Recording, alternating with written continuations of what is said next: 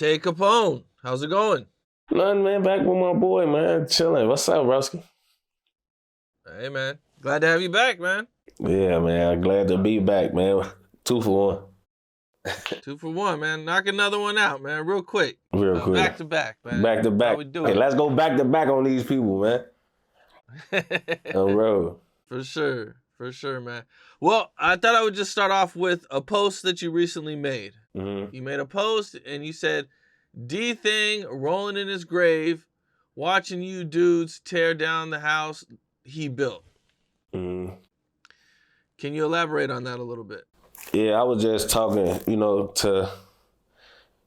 bro, over time, I just learned a lot, you know what I'm saying? And, I see some people from, like, my area making mistakes or, like, doing things that they just, I feel like they acting out of impulse or they acting off emotions, you know what I'm saying? And I just see them going back and forth or tweaking with each other in places or situations and circumstances where I don't think they should be tripping with each other.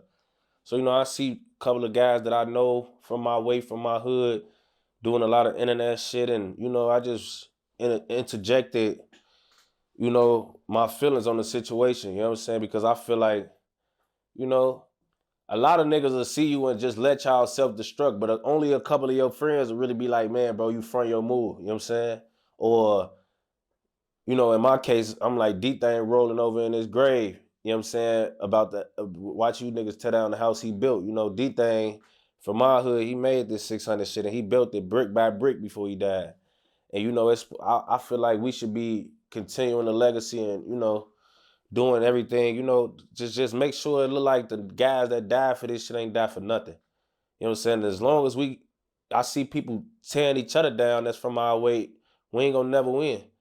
So I just hate to see that, bro. This internet shit, Cam, like, I don't get no who you is, bro. I feel like if you a person that you know another person, y'all get into it, the last thing you should do is go to the internet with it because that's when it never leave, Like, you and your homie can get into it however many times, bro, and it could be between y'all. But once y'all go on the internet talking about each other's business and shortcomings, bro, that's when you give people who ain't gonna be as forgiving opinions that they shouldn't even be having. You know what I'm saying? Now when you and your friend can get back cool, but them people that seen y'all tweaking on the internet never forgot you said they had herpes or they burnt them up or they ain't gonna never forget you said what you said about them, you know what I'm saying? So y'all be back hanging together and you done went to the internet, so now everybody talking about how goofy both of y'all look because y'all back hanging. Shit like that, bro. And it's like, that's why I don't be acting off impulse. Even if you piss me off, I try to think and chill. I around and wait till the next day to see what I really need to do to a motherfucker or something. Because that other shit, bro, it's just like the internet ain't bro. So that's really where that was coming from. What do they say? It's supposed to be like a 2-day rule or something. If you're mad at somebody, you're supposed to wait 2 days before you tweet about it. Yeah, bro. Like, I agree with that. I ain't gonna lie, I agree with that, gang. Just wait 2 days just to see, like, because, bro, I swear to God, like, sometimes I done been so mad about shit, and I'm thinking, like, I feel this way about how I feel because this how I'm supposed to feel. Like, I'm thinking I'm mad about the shit forever. And then you wake up the next day and shit just ain't you don't got the same fire feelings and fervor you did the day before. You know what I'm saying? For whatever reason, bro. And that's probably because it wasn't as serious as you was finna make it the day before. So you be needing that extra time to just chill, especially when you dealing with that like, you shouldn't. I'm the guy, like, I feel like you shouldn't play with your peoples how you play with people you don't know. Like, you can get on the internet and play with a motherfucker that you don't know. You know what I'm saying? Like, don't even have that in your options to go internet or talk shit about a motherfucker you with via social media. Rather, situation old or new. You know what I'm saying? Like, you shouldn't be on that bitch going to that point on BD because whatever y'all get into it about, folk, like, when y'all ready to kumbaya this shit out, everybody y'all put in y'all business gonna be like, well, you said woo woo and this and that. Now you back hanging with them. So that shit was cap. Now you look like you was capping and doing a whole bunch of bullshit. You know what I'm saying? It's just, it ain't no win. You lose when you do that. So that's where it came from. I see what you're saying. What you're saying, man, for sure. For sure. Okay, well, what is the biggest difference from 600 from when you were growing up to the way things are now? I wouldn't even just say 600, bro. I say like life is different in every hood. Like I feel like, I know you, I wouldn't, I don't know how deep dive you do into shit, the drill culture, but I'm sure, if you just do a little skimming, you would be able to see like everybody that used to run with each other, folk, like kind of throwing shade or talking down or ain't in the same mixes. You know what I'm saying? At one point, Tay-Town and the Lamb used to be the same thing, bro. Now you got Tay-Town niggas dissing 300 niggas, 300 niggas dissing Tay-Town niggas. You got 600 niggas and OBlock niggas tweaking. You got 4, 6, this and that. It's like, it's just hoods that used to be like this ain't like this no more for whatever reasons it is, folks. So it's like it ain't just my hood. For I know, like my hood probably do a bunch of internet shit that make everybody think my hood the only hood that do this shit. But if you out here for like this shit, just what it is, folks. Like, and you know what I think it is, Cam? I think like we all just getting tired of each other. Like, just think, folks. I don't know how old you is, bro. I don't know if you want to share that information, but let's just say you 35 or 40, right? If you been hanging with niggas, folks, for 15 years, folks, like sometimes, bro, certain situations run its course, folks. Like, like you will be with them for 15 years, folks, y'all just grow apart. You know what I'm saying? Like the shit y'all was on the same type of time when y'all was 15 and 18 and 21. When you get to 27, 30, and 35, it's like you on some other shit on BD. Like I ain't on that same shit. You still on the same shit we was on. We was 25. We 35 now. You know what I'm saying? Or we 30. You on the same shit we on. We was 20. And niggas just grow apart, bro. You know what I'm saying? Like it's real when you gonna see a lot of niggas for who started from the bottom and they just 15, 20 years later, they take a group picture and every nigga that was in the group picture 20 years ago is still in the group picture now. You know what I'm saying? It's rare. Cause we all men at the end of the day too, for you gotta remember that. For it's like you put a bunch of niggas anywhere, it's gonna be confusion, it's gonna be hostileness, it's gonna be alpha dogs, niggas beating their chest. It just certain niggas feeling like they this, certain niggas feeling like they that. And you just end up with a bunch of niggas end up separating, folk. Like I think that's really what it is, folk. Like this street dynamic is that. Like you have a point in your time in your street career, folk, where all you could think about is the nigga next to you, folk. Like you love him to death. You romanticize this street shit. You fraternize and you just be in love with this shit, bro. And then you get to a certain age, well, a lot of niggas done got smoked. A lot of niggas got booked. You realize shit you ain't realize when you was a pup. And then you get old, you start having kids, the way you move different, other niggas still stuck in they old ways, you got children and bills and other shit to think about, so you move in a certain way, they move in the old way, you mature, or vice versa, maybe you ain't maturing and they maturing, you know, BD, and they leaving you behind.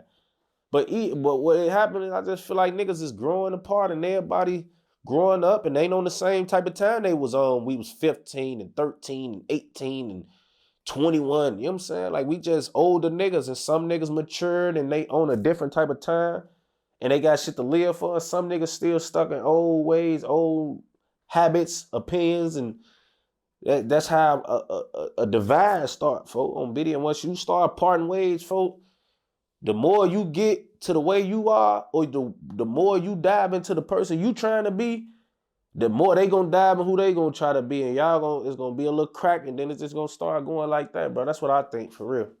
Yeah, and I've also learned, it only takes one person to fuck everything up. For sure. For sure, bro.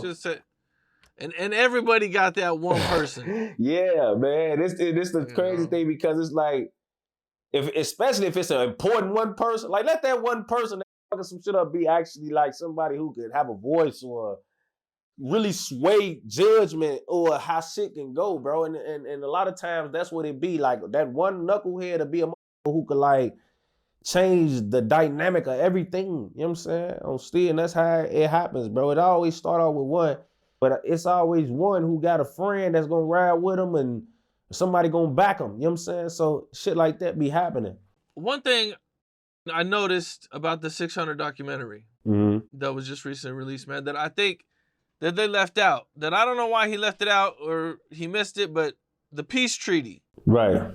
you guys had with Jaro, man. Can you kind of take me through that and elaborate on that a little bit? Okay, yeah. So like 2011 and shit, you know, I was getting spanked on BD. So them niggas called big folks them from my way and called the peace treaty. You know what I'm saying? Like they was basically like, man, and I don't want to make it sound like we were just, the big dogs in the situation, even though we was, because they called it. But, four of them agreed to that shit. So obviously they was tired or, ready to get back to getting money, whatever the fuck big folk and them play was in the situation. So big folks and them, they agree with the shit. You know what I'm saying? And once they agree with the shit, like I said, bro, it was so weird because, imagine you spend months, even years, folk, like you looking for a nigga. Say you looking for me, folk. On BD, me and you been blowing at each other. It's on sight, each other, bitches shooting at each other when we catch each other. I done robbed your cousin shot my brother, all type of shit. You know what I'm saying? I'm looking for you, you looking for me. And then out the blue, it's like, all right, we ain't looking for him no more. And then I see you.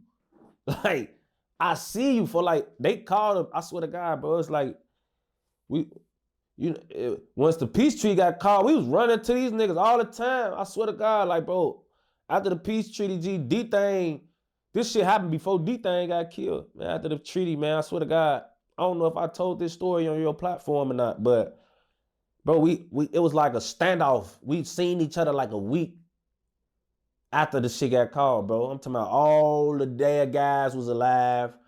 D-Thang was there. The whole 600. It was OBlock niggas. We all caught Jaro City coming out of their shit, folks. We was walking up King Drive one day. And we was coming from my hood, 59th and King Drive. We walked straight up King Drive. Now, if you familiar with our way, the ops share King Drive with us. We got one side, they got the other side. We got the side going back towards Michigan and Calumet and Wabash. They got the side going towards Vernon and Eberhard and all that. So we on this side, they on this side, and our territories work back from that midpoint. That's where the borderline of our hood started in, right there on King Drive, left to right. We got the right, they got the left. Or depending on which side you coming from, we got the left, they got the right.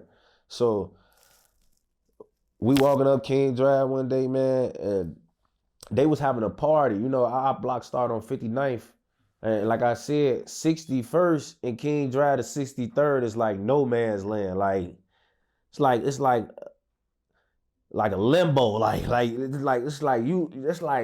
It's like a little part of territory you really don't want to get caught at if you either side. Like it ain't safe for either side to be on 61st to 63rd and King Drive, because it's like it's not no cuts right there, it's straight buildings and all type of shit. So if you out there serving or standing out there or hanging out there and sliding or doing anything, they gonna hurt you. You know what I'm saying? That's the easiest place to get spotted at. You look like a sore thumb standing anywhere right there. And a lot of the ops, it was equal ground. So like, just like you can go over there and see one of us, you could probably go right there and see one of them. So it was just no man's land right there. And one day we was walking from the block and we got to 61st. Ironically, exactly what D-Thang ended up getting killed at. We walked to 61st, got past 61st, and it's a courtway right there. The ops was in there having a party, but it was like maybe five or six of them standing outside the courtway. So I guess they seen us walking up like a block or two away because we in a deep ass crowd. And I guess they must have told all the niggas that was in the party, like, bro, they walking up here, come out. Because by the time we got to the courtway, we all was meeting each other. Like, it was hella niggas coming out of there, and there was a lot of us walking up. All the niggas we looking for. Every nigga that's a savage, that's sliding, that tote pipes. We, from each side, we standing right here having a standoff. Like, they coming out of the courtway, me, D-Thang, all the guys, D-Rolls, everybody from my hood, for all of us was alive. This 2011. Nobody in jail, nobody dead, folks. Man, I swear to God. No, I'm lying. Baldy was dead. Baldy was dead. But we come up, they coming out of that bitch deep as hell. Like it was about just as many of them as it was as us. So you know, this is the first time all us laying eyes on each other since the peace treaty get called. So you know, we clutching, we got pipes, they got pipes, like we all looking for each other. I see niggas I've been looking for. They see us, they like, oh, okay, you know, like, and I swear to God, we looked at each other about 30 seconds to a minute. We kept walking. They ass went back in the party, fool. And I swear to God, it was so funny because even when we made it to the WIC, because that's what we was going to, we was walking the OBlock. Even when we made it to the O, we was like talking about the shit like, man, bro, you know, that was kind of weird. But we held it together though. Like everybody, ain't nobody do nothing, ain't nobody hurt nobody, ain't nobody go against what was out here. But it was a weird situation, bro, because I swear to God, like I never seen no shit like that. Like peace treaties are actually crazy when you think about it, bro. Because at that point, like I said, people was already dead, bro. Like we had already lost Baldy. So we, just to say, we dealing with our emotions at this point already. You feel me? Like, so we got some shit that just happened. Like I said, bro, D-Thang died probably 2 weeks after this incident I'm speaking on. So that means Baldy probably had been dead maybe a month. You know what I'm saying? So we already still working with that as the peace treaty get called, bro. Like we working like this shit happened after Baldy died. Like if anything, we could have took it there, and some niggas probably would have felt like we was righteous. But when I seen nothing happen, bro, it just tweaked me out. I'm like, damn, bro, like that's how I know the peace treaty shit possible. But man, probably 100 niggas done got smoked since that incident. So I don't know. You know what I'm saying? It was crazy though. That was a crazy time to be alive because it was like that all the way to D-Thang died. Like for a couple weeks, almost 3 weeks or so, it was a peace treaty. I think I seen a picture where you guys are all at a party together. Yeah, see, that was before all of us got into it. I had posted that because, you know, all of us, bro, we used to hang together. Like, if you were, that's why I say talking to me be funny because, like, I was really a part of that. Like, that's how long I've been from where I'm from. I seen this shit flip over 100 times. You know what I'm saying? Like, it was a party, bro. Like, Duck used to be with us. Scrap from MOB was in there. Beans from MOB was in there. Cleo from MOB was in there. Like, we used to hang together after school every day, bro. Like, before we started getting into it, fighting each other bitches, we used to hang, bro. Like, that probably was 2010. You know what I'm saying? That was 10, right before all this shit got to going. I remember the last winter we had a party with them niggas, bro. It's like 2010. Because we was all, in 2010, all the who was about to become shooters, we was still babies. Like, we was still shorties. We was like 8th and 7th grade, you know what I'm saying? Even though we was already like, you know, outside and guns was around and shit like that. And, you know, niggas was playing with them bitches, but none of us had basically came into our own yet. Like, we all still shorties learning, 2010. So we had a party and shit, and this was like the last party before everything was understood and everybody went their ways, man. And I remember shaking up with Scrap in the party, like, oh, Biddy, this is my boy. You know what I'm saying? Like, Scrap was GD for we used to always shake up every day. Like, I'm in a party going crazy. The niggas from MOB was so crazy outside of Cleo. These niggas was like my mans, like Scrap, Beans. These niggas was my homies. Nut used to be at the parties. Like, these my homies on Steve. So it's like, when that shit happened, bro, it fucked me up to a point, because I'm like, damn, bro. Some of these niggas I've been knowing since I was like in 5th or 4th, 3rd grade, like 6th, 7th grade, you know what I'm saying, before high school and shit like that. So it's like, when it went to a transition, it was kind of hard at first. I ain't gonna lie, it's kind of hard. You be hanging with niggas and shit, partying with niggas, y'all losing y'all virginities together and shit, and then y'all ops on King David. That's kind of weird on phone, because that's how it was with me, especially with me and Scrap, for like, he was so close to Mac. He was just around us so much, bro. Like, when we had to chalk him up as an op, that shit kind of hurt niggas. I ain't gonna lie.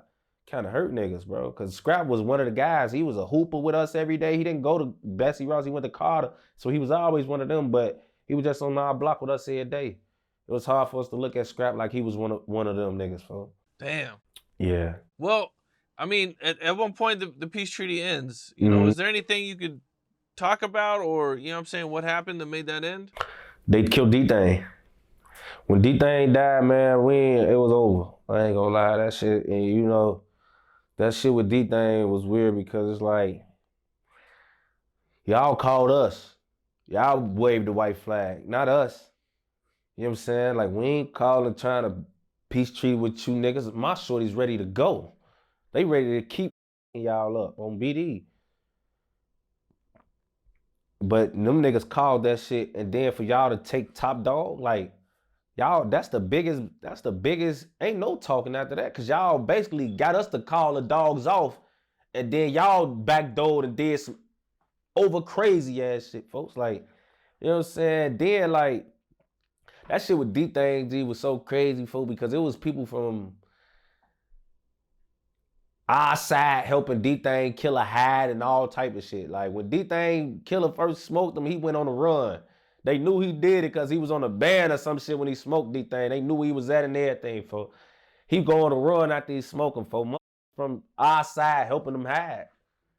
Women from our side, from my hood. Like, you know, niggas always been with our bitches and vice versa. Boy, it was bitches from my hood helping folks hide. Like, then he got up with eventually, for like, they was helping him like get away on BD, boy. It was crazy as hell, folks. But that shit with D-Thang, it broke it. Once that happened, it was over. It was no talking, folks. Like, you know what I'm saying? We couldn't even, it was over on BD. And I knew that the person that did that shit, he knew it was over once he did it. You know what I'm saying? But them niggas was on D-Thang, folks. You know, D-Thang was giving them niggas hell. I guess they was waiting on the time to catch D-Thang and feel like they could do something to him. You know, D-Thang wasn't, I guess they seen him. He wasn't around the right crowd, and he wasn't told. And they thought it was they chance, cause you know D-Thang, for he a handful. Like, once he on that, he baking shit, like fighting, shooting, all that. Like, so feel like they got him dead at the wrong. They gonna execute, cause they know how he get. They know how D-Thang is, folks. Some BD, some did that to him and shit. But after that, it wasn't no peace treaty, for on BD, and then.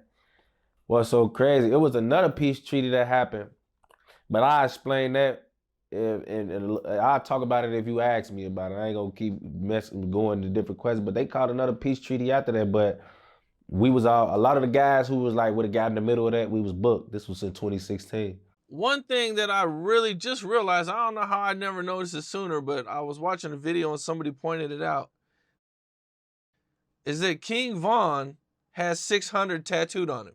Yeah. Okay, can you elaborate on that a little bit? Like, why would King Von get 600 tattooed on him? Because he LA'd up and he's 600. You feel me? Like, bro, that's why I be telling niggas, like, when niggas be asking me about, like, they be like, man, you always talking about T-Roy and Von and Jake Money. Like, was you OBlock? Like, bro, at one point in time, like, the real members, folk, like, we was, like, hanging every day. Like, OBlock and 600 was them that the same thing. If you was a real member, you was the same thing. We looked at that shit like the same. And Von was the nigga, like, he took, like, when Von started hanging with me, folk, like, he was on my block. And this one thing a lot of OBlock niggas really never did. Like, you know, because how they hood structured, folk, like, it's just so much easier and simpler to just go stand in them gates and hang with folks them. You know what I'm saying? And just go over there and be, you know, play the park. You know what I'm saying? Play Parkway, play them gates. You know what I'm saying? Sit in the wick where we kind of covered and blanketed, then rather than just standing on 600 where we ain't protected by that same type of security reasons. You know what I'm saying? So a lot of times you'll catch 600 in a wick. But what J Money, T-Roy, and Von started doing, like, once we started hanging together heavy, folk, they was coming on the block with me. Like, I'll be in a wick, and then I'll be like, I'll leave. I'm like, where you finna go? I'm like, I'm finna go to the block. They like, all right, we on the block. Like, phone them start coming on the block. Like, they on my block now. So now a lot of times, you know, phone them like T-Roy, Von, Money, they outside on the block with us. You know what I'm saying? So T-Roy, like, with Von, bro, when we was losing niggas, folk, Von took that shit personally. Like, T-Roy took that shit personally. Like, J Money took that shit personally. Like, bro, these my blood niggas, for like, we was the same shit. Like, it was OBlock and 600 niggas in the same group, bro. Like, our friend group was OBlock 600 niggas. Like, me, J Money, V-Roy, by now. You know what I'm saying? Folks them, like, we OBlock 600 niggas in our everyday crew. Like, it ain't just, oh yeah, 600, and then we go link with OBlock. Like, My crew, we jam. We so much you can't tell us apart. On BD, you know, when Von got locked up, he got locked up in LA hood coat. Him and LA had swapped coats, man.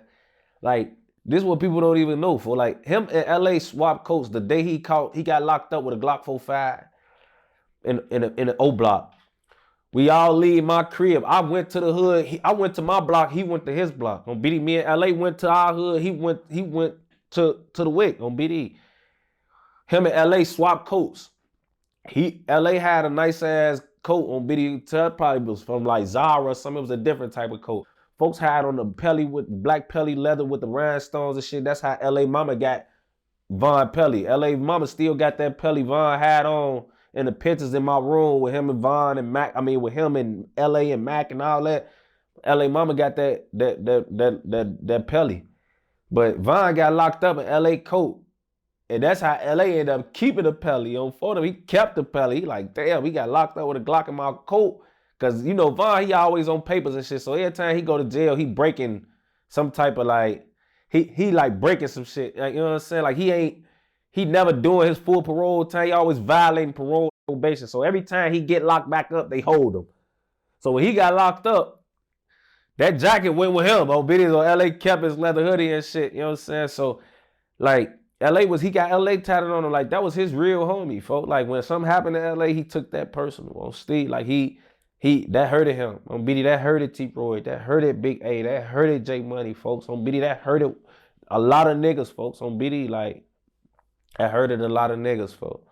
So, when that shit happened, folks, on BD, it's like, damn, niggas, like, you know, a lot of this shit was going on. Like, so, with the shit with Von having 600 in LA tatted on him for like he really like 600 for like folks was saying that shit like in tweets and all type of shit like he a really 600 boy. For like a lot of shit Von was out here on, he was with us with it. You know what I'm saying? Like he was with us for.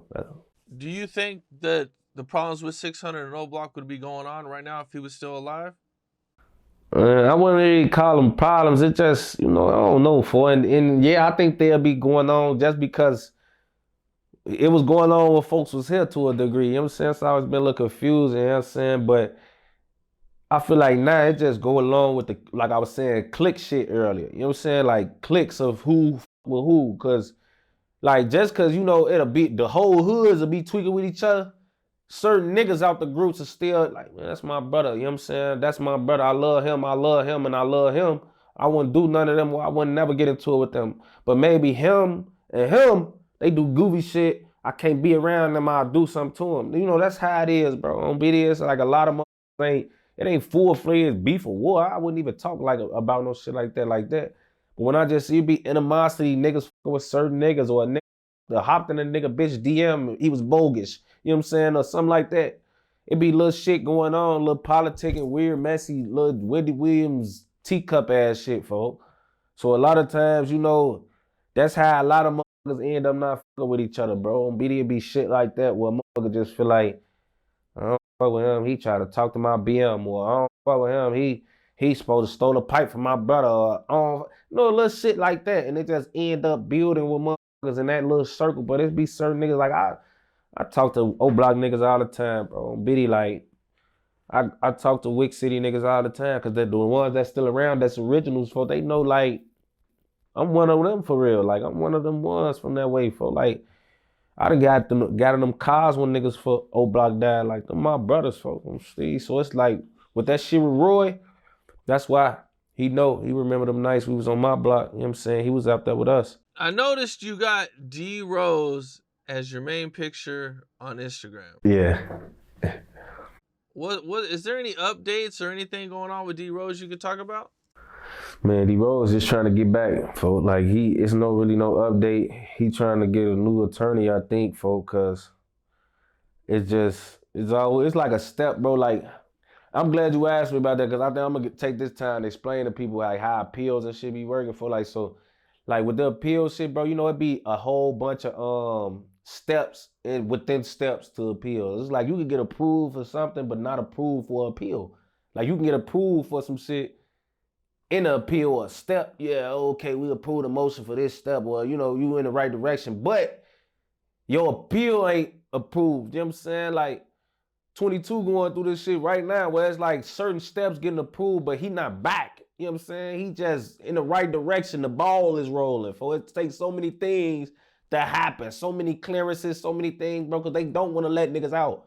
Like that's just how I look at it. They make it so hard for motherfuckers to keep. It's like they try to wear you out with this appeal shit, bro. Like if you start off with money to even get yourself an attorney for appeal, bro, by the time they wear you out with the waiting process and all of the bullshit and the smoking mirrors and all the games that the legal system play, you done probably exerted a lot of energy, cursed a lot of people out, and spent 30K. It ain't nothing going on, bro. And then once you get denied, a lot of niggas, they try to do shit where some of them go right. They fire niggas, start all the way over. Like all my homies, folks that's trying to get appeals, they on their fourth time trying to get appeal. They on their fourth lawyer. Like, folks them all spent over 100 bands just like steady reach trying to crawl back to this shit, bro. And I think that's done on purpose so they can like tie him up out. Like, bro, man, we gonna make him spend 100K. We gonna deny him 4 times, get his hopes up. We gonna pass one motion to make him think he on his way. And then when he finally get up back and he back going to court on writs and shit, and he think like he one step away from winning an appeal, then we crack him, deny him, and we send him back, and then we make him start back again from square one. Like, it's such an emotionally stressful situation, folks. Like, I've been through that shit before, not in the appeal situation, but just going to court for hold on your bond. Judge give you play this one court date like it's like, man, okay, well, I like him. He changing, like he coming over finally. Then the next court date he pissed off. He on that. He don't want to talk. He boom, slam the hammer, send your ass right back to the back, like you ain't shit on BD. And it well you, folks. And then after doing that for 5-6 months, you know what I did? Look, bro, what y'all offering me? I'm tired of playing with y'all. I'm ready to go. They exhausted me so much. I got tired of being here. Y'all playing with my emotions. Y'all playing with all type of shit. Matter of fact, I'm copping out. Now I'm copping out for some shit that I could have got less time had I waited longer. But I'm so done playing with y'all. Y'all playing with my feelings on video. I'm ready to go to the joint and get an out date. Out of here, I'm done with y'all. It's like they do that to you, folks. They keep playing with you, give you a little bit, then they take from you. It keep weighing on your heart and your emotions. So you just done on BD and you done playing with them people, folks. That's how I feel like they doing with D Rose and them. Like, folks them been convicted since 2016. Like, D Rose done lost multiple appeals since then, folks. Like, multiple, probably 2 or 3 for sure. Like, and he working on them. Like, he ain't never stopped, like, lost faith. Every time he lose, it's like he go back. He get the resources and try to come back. You know what I'm saying? So it's like it's steady being emotional shit, bro. Like, I couldn't imagine, like, steady trying to get back and just give you a little leeway, bro, and then they take it from you. You know what I'm saying? Approve one motion, then crack you, deny you on this one. Like, smile in your face, you at court, and they making points for you, and then some court you go back and they just make you sound like a menace to society and you don't deserve to be here. You know what I'm saying? Like, so that's what I think, for like, that she be having for them not even calling, for like, you know what I'm saying?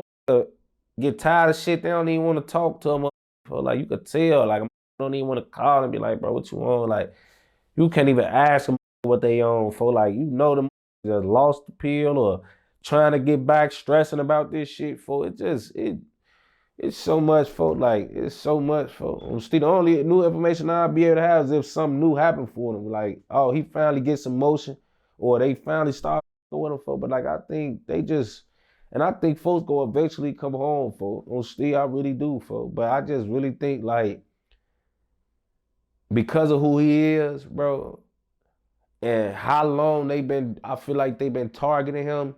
Now that they finally got Rose, I just feel like they gonna make it so hard because, like, bro, Cam, like, this shit no secret. Everybody in the city of Chicago know D Rose innocent. That ain't just no shit you hear his homies saying or us saying because we just say that shit, bro. Like, that ain't his work.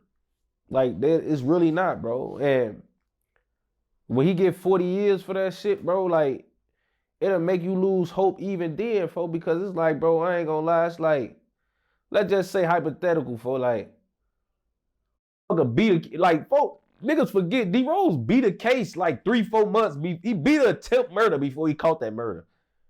Like, imagine you said, I said 18 months for some shit that, hey, maybe I did, maybe I didn't do it. But hey, I'm booked for it and I beat it.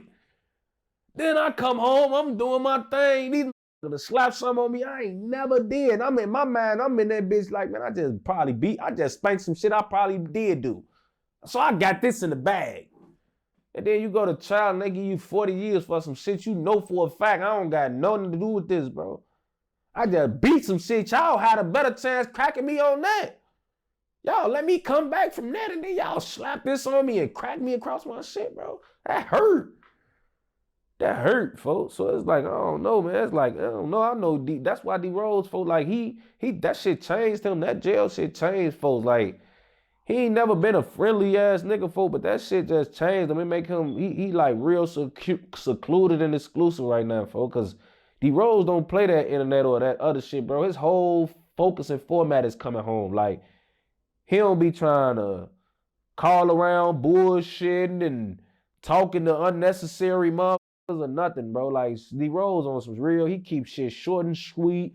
He called and asked for exactly what he want and need. He don't call around this bitch faking it or nothing, bro. Like, cause he got a goal and he trying to get back, bro. I ain't gonna lie. They say D-Rose is known for being drill's first savage. Mm-hmm. I think so. Chief Keef put him in his songs, his music, mm-hmm. and he really became famous from that. Yeah.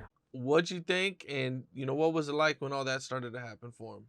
It was crazy, folks. I never seen him be a celebrity, folks, off hot shit, folks. Like, that was my first time witnessing some shit like that. And as a nigga who myself benefited from niggas saying my names and songs for doing hot shit, like, nigga, I seen what it did to me, but like what it did to D-Rose, G was on a whole nother level. Cause like how it is, Cam, like when you do something first, that's how you do it the biggest. That's like Sosa. He the GOAT because he did it first and he did it the best. So everything he did, you can equate that, whatever you want to equate Sosa to for as the GOAT of this drill shit, equate D-Rose to as the GOAT of this, oh, they talking about me shit. You know what I'm saying? Like, D-Rose the first nigga, D-Rose, what do you mean D-Rose? Like, bro, was pulling up.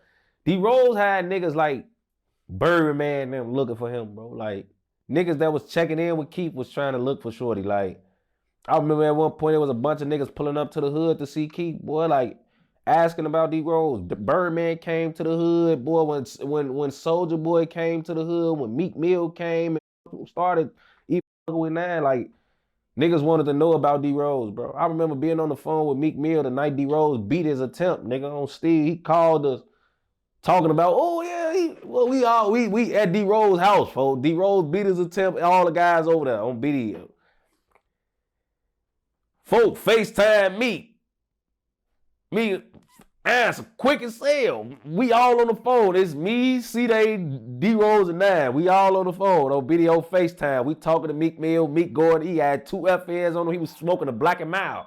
He flamed up a black. He ain't smoke weed. We on that bitch smoking a lot of joint. He see D-Rose. They to let you out, huh, Sonny? Ooh, I'm like he talking to Rose like he knew him on BD. Like, we in that bitch with pipes. He talking to Rose. He went in the little thing on BD. He was in his hotel room. He going to the little dresser and shit. Slid that bitch back. BD take 2 fat ass FNs out that bitch. I'm all, yeah, he coming the right way on BD. But he talking to Rose like, like we niggas talking to Rose like niggas was checking in with Shorty, bro. Like, I ain't gonna lie, folk. Like, all the niggas that was with Fredo and them was looking for him and shit. Kendrick Lamar, all niggas was just acknowledging Shorty. Like, they was acknowledging them, folk. So it was like, on Steve, when I seen that, I'm like, damn, this clout shit crazy, gang. Like, it's so crazy to the point where it's like, this shit got niggas thirsty over savages, folk. Like, niggas that don't rap. Like, niggas that don't, like, and it's probably made the streets worse, folk, because once niggas start seeing you can get clout for, like, doing hot shit, instead of doing the clout shit, like, instead of chasing clout trying to be a rapper and doing shit I probably don't do, I could just shoot them up and let the rappers talk about me. Like, I don't gotta do nothing. I can just change shit and just Let the niggas who do that shit talk about me. Cause I ain't gonna lie, for if you a nigga, like, you almost like getting secondhand clout from that shit. Like, you just, once they build up the mystique about you, like, that was one of the reasons why it worked for me. For them sat and talk, oh, Tasty's under, shoot him up. Tasty's under, do this, do that. And then by the time I started rapping, it was like, shit, everybody heard of my name. It's just like, they want to hear what I got to say on the beat. Nah, on beat. That's why all D-Rose little weak ass songs, he got 100,000+. This nigga D-Rose probably got 2 songs. He got a song, and they all with straight big features. Folk got a song with Top 9, Swerve, and Boss Top. Like, why the fuck is you on that song? You don't even rap. Oh, B, you in this bitch bullshitting. Why is these, like, all these niggas was at the peak of their careers, folk. Like, they on the song with D-Rose, and he fucking the song up, verse, ass as hell. That's my shorty. I love him on Biddy, but he know he used to get in that bitch just saying anything, folks. So Biddy, so he going cool. He doing his little thing on King David, but for them with him because he that. It was like, oh, so niggas looking at D-Rose like I could just be D-Rose. Now he opened up a whole new lane. Niggas like being a rapper, singer, playing in the NFL or MLB. Nigga, I'm about to shoot a nigga and let 4 of them go make beats, bars about that shit on Biddy. Now you got a bunch of niggas just jumping off the porch being bad as hell. That's what Chirac got made. Right after Sosa started rapping, D-Rose, boy, with those, boy, a bunch of little D-Rose wannabes hopped out here. You mentioned guys coming to your hood and asking about D-Rose. Birdman used to come too?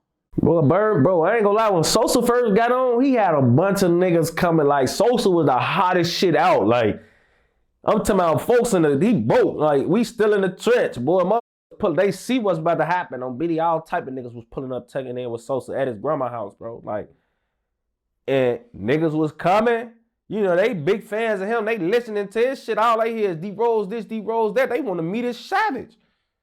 Like, D-Rose, it was to the point D-Rose had that type of mystique, bro. Like, I want to meet the little nigga you be talking about all the time. Like, where he at? On bro grade. Like, I'm damn looking for Rose. This nigga ain't never been off the block. Ain't never been outside of our area. Oh, yeah. What D-Rose at? What you know about D-Rose? On Biddy, like, it was crazy, feel like it was crazy on Biddy. Now, I seen at one point you told a story about Tay Savage. Yeah, Savage came wanting to recruit D-Rose. Yeah, my brother Savage came on Steve, man. Savage came to my crib one day. I swear to God, if I'm lying, I'm dying. And it was funny as hell because D-Rose had just walked out the door. I swear to God, me and D-Rose was sitting in the crib like he had just left, folks. Like, we was just in the crib talking about whatever the fuck we was just doing, folks. And Tay, he slid to my crib, folks, on Steve. Tay slid to my crib. You know, this has always been my brother, folks. Like, so he slid to my crib and shit, and he like talking about D-Rose. This was Sosa doing all that. So Tay thinking like everything that happened where we from is because of him. Like, Tay thinking D-Rose smoked 80 motherfuckers on Biddy, like. So Tay, he like it. On Biddy, Tay like, what? He come in my house. No, he never texted me about it or nothing, bro. He never called me like, boy, what's up with Rose? That nigga came to see me in person to talk about him, folks. Like, he came to my hood, came to my crib, came in the door and didn't say shit about Rose until he came in my house, bro. I swear to God, he come in, he like, yeah, what's up with your boy? I'm like, my boy, who? He like D-Rose. He like, boy, I want him, boy. I'm, boy, what the you mean you want him? Like, I don't get what you mean. You ain't know that's he from the 6, boy. No, you don't want him. Cause what Tay will do some shit like you gonna be with him every day, all day. Like in the car with him every day, all day. Y'all gonna be riding around together. We never gonna see D-Rose no more if I let Tay have him, folks. Tay gonna have him in the back seat with 230s and whatever he want on Biddy, whatever D-Rose want on Biddy, cause that's what he told me. He said, boy, tell him I got any gun he want, I got a chopper for him and everything. Oh, damn, bro. I'm telling you, boy, Tay was on that. On BD, boy, Tay came to recruit D-Rose, boy. He said, tell him, man, check it out, come with me. I got whatever pipe you want. I got a chopper for him and everything. Just so Rose can just slide, be in the backseat with Shorty and do whatever they do on BD. I'm damn, that's crazy. And I'm thinking he bullshit, you know, I'm like, that's your goof ass. Boy, I'm dead serious on Welch. I'm damn. He not playing. I'm bitty. I'm talking for Rose and shit. Rose probably would have went for that shit. I'm just, no, hell no. He from out. Rose probably would have, what? You got a chopper for me. Rose probably would have got out there with Tay. King David, but yeah, Tay came looking for him, folks. I ain't gonna lie to you. How'd you meet Tay? Tay, he from the low end, for him and my big cousin, they was best friends. Him, my big cousin, and a nigga he wear the W for Welch. They was like the three musketeers, folks. On BD, they was all best friends. My big cousin, Welch, and Tay. So my big cousin, he like, folks probably like 34, 35 now. You know what I'm saying? But I'm 27, so coming up as a shorty, we all from the projects, from the low end and shit. I always been like under them, you know what I'm saying? Like under my big cousin and shit like that. And, like even when I was too young, like to hang around them, I just stayed around my auntie house or stayed somewhere. I was always somewhere near, folks. So a lot of my big cousin friends just became like big cousins to me, folks, because I was always at my auntie crib or around them for whatever reason, folks. Like even when I was too young to hang with them, I was around them. You know what I'm saying? So just seeing Tay, with my big cousin and Welch, him and Welch was with my big cousin all the time at my auntie house. And then, it grew from there the older I got, you know what I'm saying? Then it turned, him and Welch was always looking out for me on Steve. Like, when I'm in the crib, make me something to eat, do shit like that. Cause my big cousin used to be acting like a bitch. You know how big cousins treat you, for like, they just treat you like little cousins when you little cousins, for like, hey, get the fuck out of here, little cuz. But his best friend is like, oh, we got you, little bro. Like, big cousin fake shooing me off and shit. His homies with me though, So that's what it really was, folks. On BD, I got close to Tay Welch like that.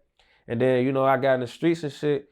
And, it turned to them niggas being like mentors to me, folks. Like, they once they knew I was really out here, like, they had a point, Tay and them, they had a point they ain't believe I was out here. They thought I was a goofy. Like, how niggas jump out here and this shit, you like, you just chasing this shit. You probably just seeing this. You think this shit cool. You want to do this shit. You know what I'm saying? You probably a follower. Man, them niggas started coming through my hood and shit. And, cause it was some in-house shit going on. Welch were billionaire black, really from Welch were. So when he started hanging with Duck and all that, some of my homies started dissing Welch because they didn't know who else to diss when they was dissing black. You know what I'm saying? All they know is black really come from Welch for real, even though he hanging with Duck. So when they got into a black, they started dissing Welch. Tatum was on that. Like Tatum be calling me, my big cousin calling me and shit like, look, man, if you and Booga and Lil D one my little cousins, we'd already did something on BD. Like, it's gonna be that. So they'd be coming through my hood. Like, I catch phone them coming through my hood about to do something. I ain't gonna lie. I caught Tay and my cousin them like coming to my hood. Like, y'all don't have no other reason to be over here for y'all from the low end on BD. Like, y'all hood 20 some odd blocks away from here, bro. Down in and then another 10 to so blocks over on BD. What is y'all riding through here for? They about to do something, but they see Lil Blood, and Lil Blood got 30 on them. Me. You feel me? Like, so they coming through my hood, probably about to force them up. So they don't want to put me in no bad position and shit. So they like, they seeing me, they seeing me my pipe, they flagging me down and shit, but they'll keep it moving. But on BD, that's how me and Tay got closer. Shit, then me and Tay got into it, man. Me and Tay, I was about to smoke Tay. No, I just playing. But nah, Tay was on my ass, folks. On BD, he was on my ass. I was getting into it with him and shit, cause you get through the little brother phase and shit, I'm doing my own thing now. You know what I'm saying? I'm doing my own thing well. So, I'm this big bro. Them. It wasn't never like no disrespectful shit or nothing like. But Tay, sometime when I was a shorty, Tay used to be like doing shit like, Tay wants you to have. He used to want a nigga to have a healthy amount of fear for him. Like, you could be close as you want to be to him, but he wants you to know like, you up, man. You better like, like stay in line on BD and like this is my big bro. So I'm already in line on BD, but when you do certain goofy shit for now, I'm at the age now I'm on your ass, for. I don't give a fuck as you take, cause I'm Tay too. On BD, like, we gonna do this shit, folks. On BD, so one day, in front of like, we see each other on the folly and shit. He bell out that bitch. He got all type of shit on him. I got 50 on me though. On BD, I got 50 drum on me. We kind of size each other up in the street and shit. We don't nothing happen. On 4th grade, then another situation happened. We arguing on BD. My cousin come to my crib, his best friend. My cousin come to our crib. We all arguing with each other and shit. My cousin trying to defuse and shit. We arguing like over the phone and shit.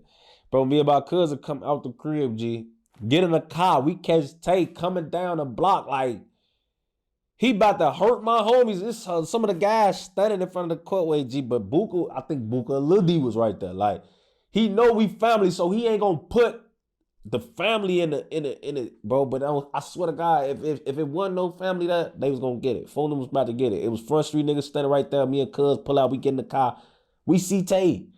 He coming up the block, up the one way. We damn, oh Biddy, he see me and his best friend for Biddy change routes. Then another time, this the time where it's like I just like I don't Biddy. On 40, man, I'm standing on my block. It's me and another nigga. 60th and King Drive, folks. I'm between King Drive and Calumet. I'm looking a whole nother way. For I swear to God, I must have. Some told me like, look to my left, G. I had a green beam on my chest. It was a green beam on my chest, folks. I just so happened to look to my left, folks. I'm looking a whole nother way, standing on the block with him. I look to my left. On BD Tay got a green beam on my chest, folks. Like he got a green beam on my chest and he playing with me. He like, I look over his eye, he doing this. On BD, he like. He doing this shit to my chest. He got the green beam on my chest. Tay Savage, don't believe.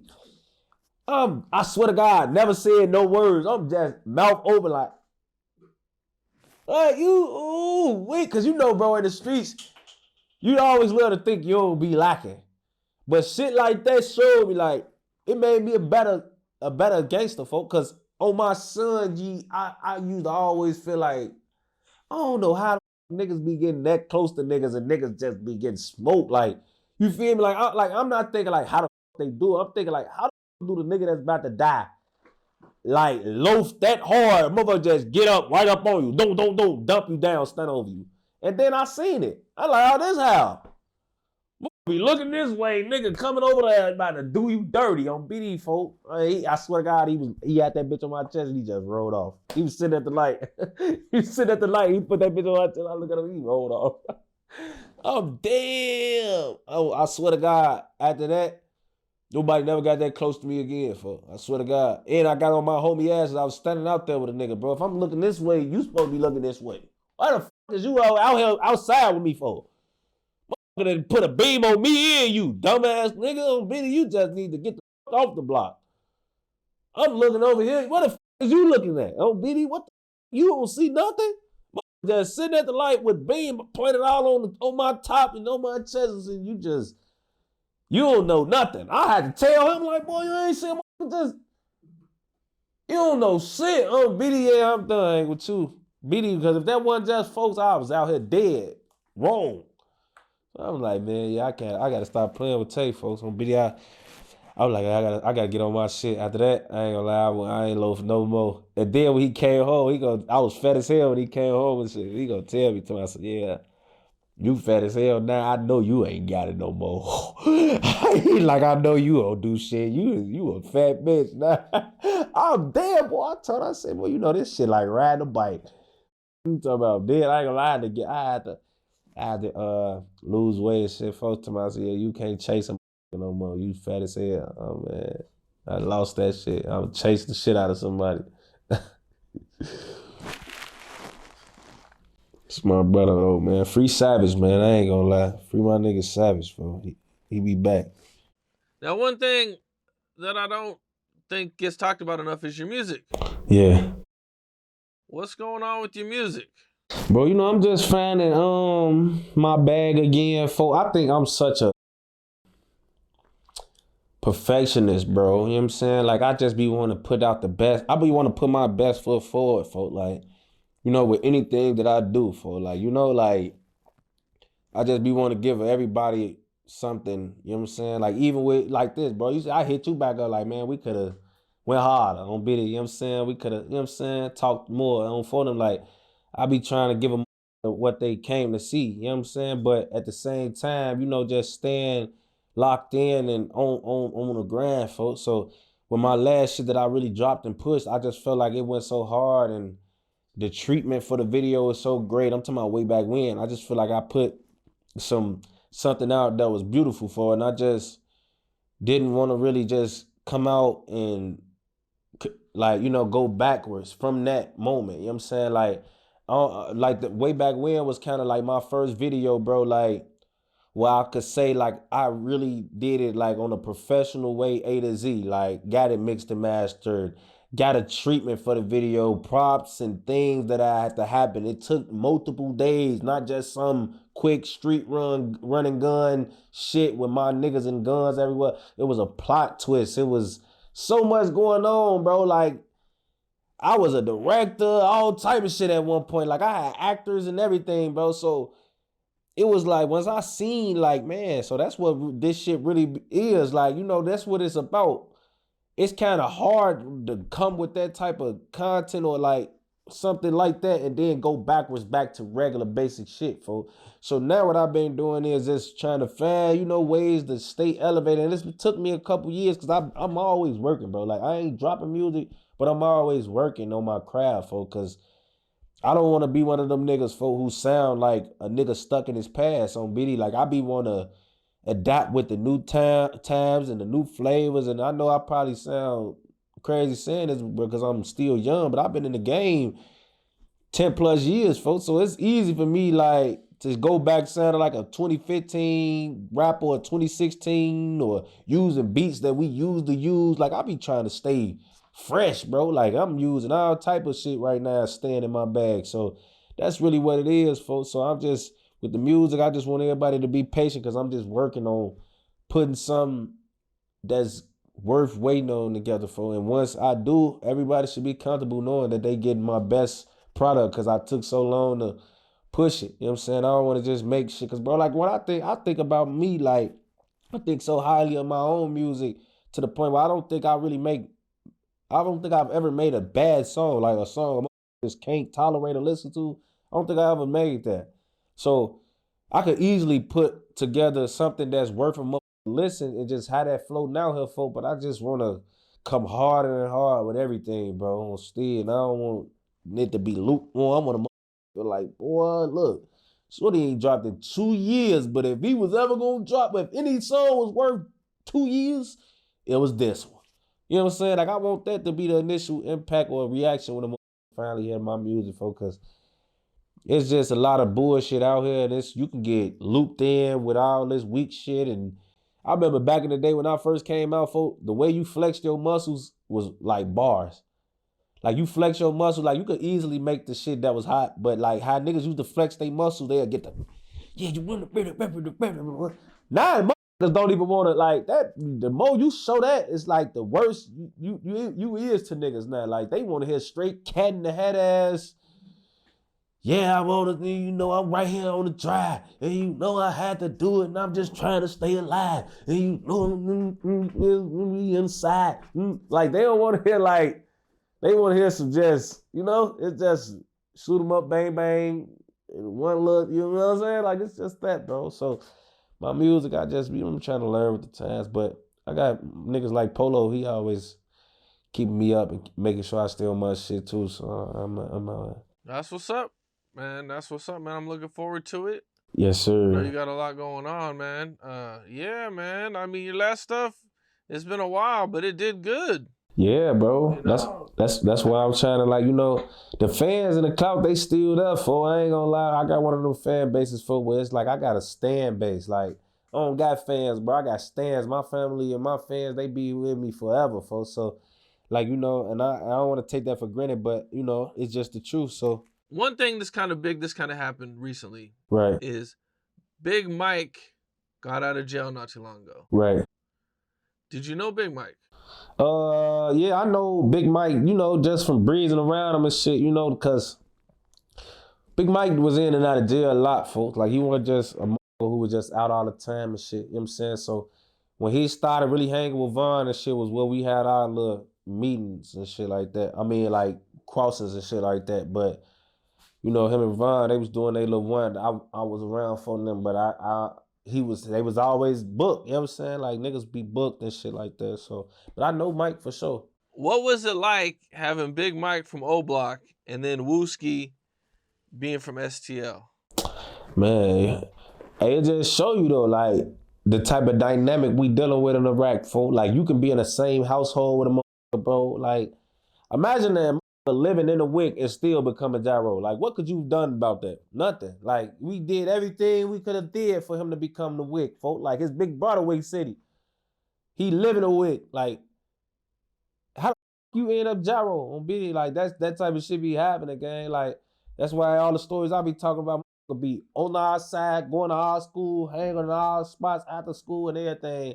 And when it's time to slide or it's time to pick your side, bro, is straight going on the other side, gang. And it's like you really can't even be mad at them because the corner's so close, bro. Like I swear to God, the same way you can end up with niggas who lean in this way, you can end up with niggas who lean in this way, folks. And even your family can be like, bro, my whole family GDs, folks.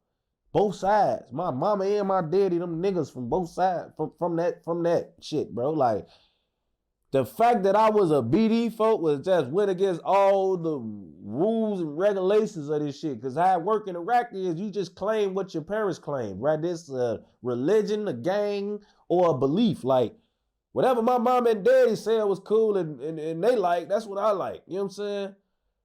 So me growing up, becoming what I became, kind of changed the dynamic, bro. On BD, but that's what happens. That's what could happen, for BD. It could happen just like that. Wooski and Big Mike, that's a glimpse into the rack. Show you how this shit go. Your big brother, the nigga you idolized that took care of you and you to pull up and slap niggas and shit when you was a shorty and couldn't fend for yourself. You became his op. On for them, like. Cause you can listen to Big Mike talk about Wooski, like you could tell they real brothers, for like they not know, yeah, we got the same mama, different daddy. I with him, but he just my daddy because we got the same mom. Like I don't know if they got the same both parents, but I know for a fact Big Mike look at his little brother as his real little brother, folks. Like he don't even play a cap about that, folks. He don't play a cap about that at all. So when I see shit like that, I'm just like, see, this is how people need to see. They need to see this, because they think it's just that easy. Oh yeah, I'm OBlock. We live in the wick. All my mama kids finna grow up OBlock. No, yo ass, boy. Look, boy, Buka, Lil D, my cousins. They oldest brother Ronte is a straight big op. Like my oldest cousin, folk. I'm talking about as big as Jaro City, nigga. Come like. I'm talking about big Jaro City, big Hottie world. You know what I'm saying? Like, merchant on Jaro and Hottie. He called Jaro Jarvis. He don't even call him Jaro. He on Jarvis, on Hottie. Like, these niggas, like, man, bro, like, since we was shorties, folks, like, you damn big bro. Jaro, his little brother, 600. Telling you, folks, like, I got this shit happening in my hood. Buka and Lil D, my blood cousins, folks. They daddy is my brother. And my daddy is brothers, folks. They oldest brother, whose daddy is also my brother. They all got one daddy with another situation, but they daddy is my brother, folks. My Uncle Mayo is they daddy, folks. That's my daddy's big brother, folks. Yeah, my uncle got an op to me. We was all raised around each other, believe the same shit. Got in the tub together when we was babies, bro. In Jaro and Ronte, he big Jaro City. So it's like I've been dealing with shit like that my whole life, but it was crazy to see it, you know what I'm saying, like that, for the world to see, like, yeah, bro, you can end up, it's easy to end up either way. Did you ever have any run-ins with Wooski? Hell no, not when he was an op on Biddy. Hell no, I ain't gonna lie. That don't even mean that in no funny way, but you know, not when he was an op for, you know, like when we was shorties and shit, we all used to be around each other because he was like, you know, one of the guys, or not even one of the guys. We all just from our way. When we all from over here and shit, everybody around, hang, or see each other, bust around each other and shit. When we all running through these buildings or running through these cuts or going to school and grammar school, we was all in 5th, 4th grade and shit like that. We in each other face and shit. But since he became an op, hell no, BD. My first time really hearing about Wooski tweaking again and shit was after he dropped that what the was that? Was that Chirac, folks? He dropped some computers on Biddy. He dropped that computers. I'm damn. There's Mike, little brother, folks, on Biddy. This Wooski. Oh damn, he just went crazy on that. Hey, look, he's talking about a lot of my homies in that show. He's going crazy. They say Wooski was like really bad back then. Like I interviewed Jay Hood, and he said that one time Wooski was like throwing rocks at his window, wanting him to come out and fight. You and Wooski got in a fight? Yes, we fought. We was kids. He threw a ball. My nephew was just being born. My nephew's 17 years old now. So this was 17 years ago. 17 years ago in the summer. My nephew's probably a couple weeks old. Wooski he was bad. That dude, all of us was bad, but he was a different bad. Like Shorty was crazy, for real. Like kind of like he's still crazy today. I remember him throwing a ball up at my window. And like I'm a lover like man. And my nephew just got there. Like, I'ma die for my family, but I still was a kid anyway. I just remember like the screen. The screen ain't even probably weighed 2 pounds. Not even a pound actually. And it fell on my nephew crate and I was angry, bro. I went outside, bro, and me and Wooski was fighting for like 30 minutes. And then niggas throwing rocks at my crib. He's throwing rocks at my house just to get me to come out to fight him. That's how crazy he was. That shit used to happen a lot. Like, shit like that, motherfucker call you out to fight. I don't know, man. The Hoodo was probably, I don't know what Hoodo was on, because that's normal shit, though. Nigga throw something at your window till you come box. That's how we got it on before it was pipes and shit. Nigga, come box. On BD, I wouldn't call a motherfucker who wanted to box bad. I just call him who wanted to box. On BD. See, he shouldn't have ducked that fade on BD. He should have got on his ass and whipped him because Hoodo used the box, so I don't know how that situation happened. Hoodo fight.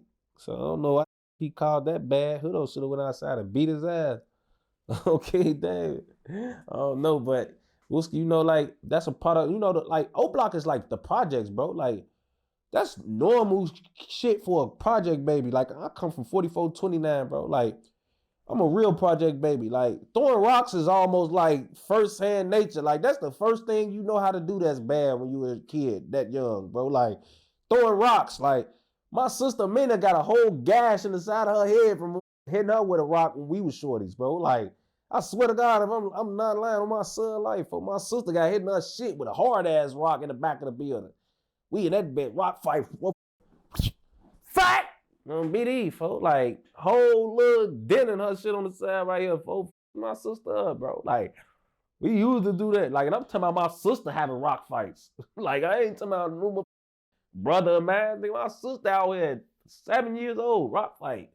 Bro, grade. Like, that's project baby shit, folks. Like, I don't know why we did it, because we could have each other up. I ain't gonna lie, but that was one way to do it. I ain't gonna lie. We used to be throwing rocks at each other like a hard as hell on King David. Now, a while back, I was interviewing Billionaire Black. Yeah. And he talked about a situation where he woke up in his house and Jay Money was in his house hanging out with his brother. My blood brother be there.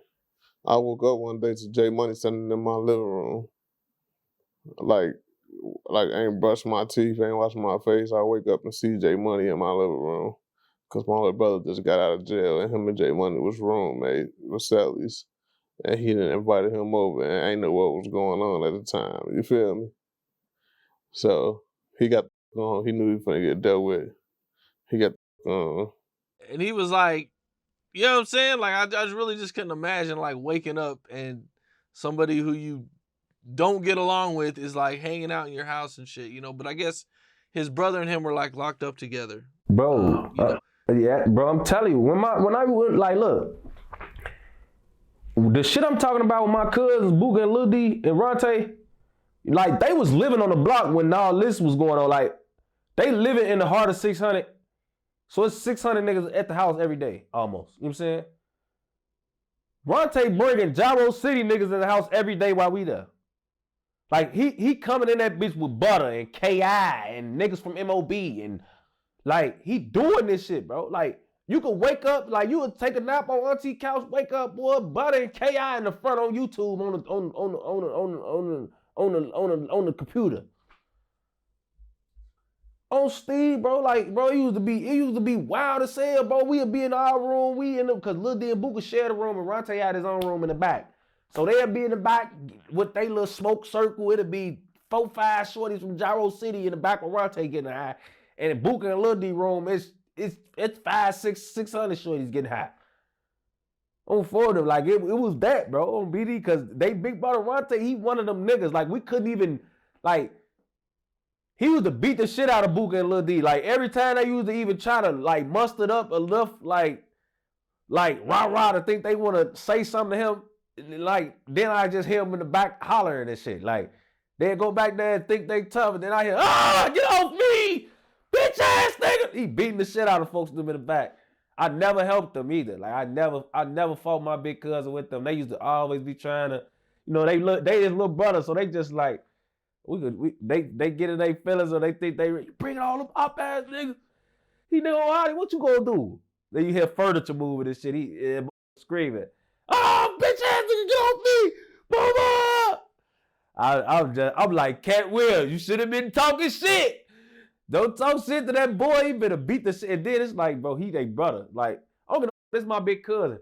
I know whatever whooping he giving them, I'm gonna get it a little worse. I'm gonna get it a little worse, bro. He whooping y'all ass. I'm y'all cousin. If I just seen him black Lil D eye, he the baby brother. He done hit Lil D, made his ass cry, go to auntie, cried, nose slop, not coming out of shit, fat, lip fat, all type of shit. He gonna do to me? I'm little cuz. I ain't little bro. He just punched the shit out of his baby brother, folks. On BD, boy, his baby brother that's in 7th grade, he done kicked his ass on King David. And his freshman brother who think he tough. He better whoop my 8th grade ass too. I'm getting the shit beat out of me if I run up on folks tweaking. And because I'm not his little brother, I'm gonna get it worse than y'all. So you got a bust lip, you got a black eye, and I got 2 black eyes. On BD and a busted lip. But I want to follow you, motherfuckers, thinking I'm turned. He just beat both of y'all ass at the same time. I would have come help you niggas. Oh, hell no. BD, before I stop doing it, I let folks beat the shit out of them. But it happened like that, don't care. Like, be in the house, 30, it's us and them in there. On BD, bro. Like, and it crazy, because it's like, you know, these faces, bro. Like, these ain't motherfuckers. We be like, that's just little shorty goof ass from Jaro. Like, he ain't no shit. Like, these motherfuckers, like, if you ain't have them in the house with us, we'll be looking for them outside. Like, you got K.I. in this bitch, she talking shit every week on the net. Like, we ready to beat the shit out of K.I. You got this bitch rolling up swishers like we chicken ass on BD. Like, so I'm telling you, bro, like, don't let you think you tough. Like, you, like, bro, my big cuz used to have niggas really, like, silent. Like, I ain't gonna lie, for like, we wasn't no woofing back and forth with us and them, bro. Like, I ain't gonna lie. For my son, my big cuz wasn't gonna play like, nigga, y'all in my mama house, nigga, on BD. Y'all really can get out. That's how he looking at it. Like, nigga, these my homies, nigga, on BD. I don't get no fuck. This is my mama crib. I'm gonna have who I wanna have in this bitch. Anybody got a problem with them, I'm beating their ass in, they can get out. Fold them grades, straight like that. So, unless you want to get your ass whooped by Ronte or something, or you know, like, you want to risk that for a and Buka room getting high, and they in his room getting high. Nobody say nothing, because as soon as you say something to one of them, here come Ronte, right? Ronte ain't going, don't say shit to nobody. BD. Now, you guys are seeing each other all the time. You said so KI's on the internet talking, woofing, and then you guys got to see her, and you really, out of respect for your homie and his family and everything, you really can't do nothing because it would be really disrespectful. Hands tied. And you gonna get your ass kicked by folks. You disrespecting his mama house, and he gonna beat your ass. It's like a lose-lose on BD. You gonna get put out, get your ass beat, and you just gonna be assed out on BD. Like, cause ain't nobody whooping him for, like, ain't no whooping him. Like, and he wasn't even a shooter or nothing. That was actually his forte. Oh, you wanna fight on BD and beat the shit out you quick. Boop, bop, bing, boop, bing.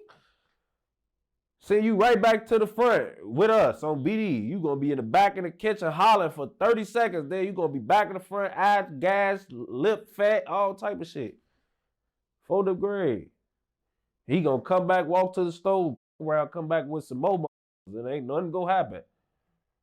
Tell you, G, that shit was crazy, folks. I seen you kind of touch on this whole topic before, and I guess, like, when things started to get really heated between you guys, you know, I guess K.I. kind of tried to get tough with you at one point. Yeah. What all happened with that? Man, for K.I., she just... Well, only reason me and K.I. started really having a lot of, like, you know, trouble and shit, because Von was my best friend for, like, low key. Like, him and her had this little troll, love, hate. You know, like I think I spoke on this before. You know, like,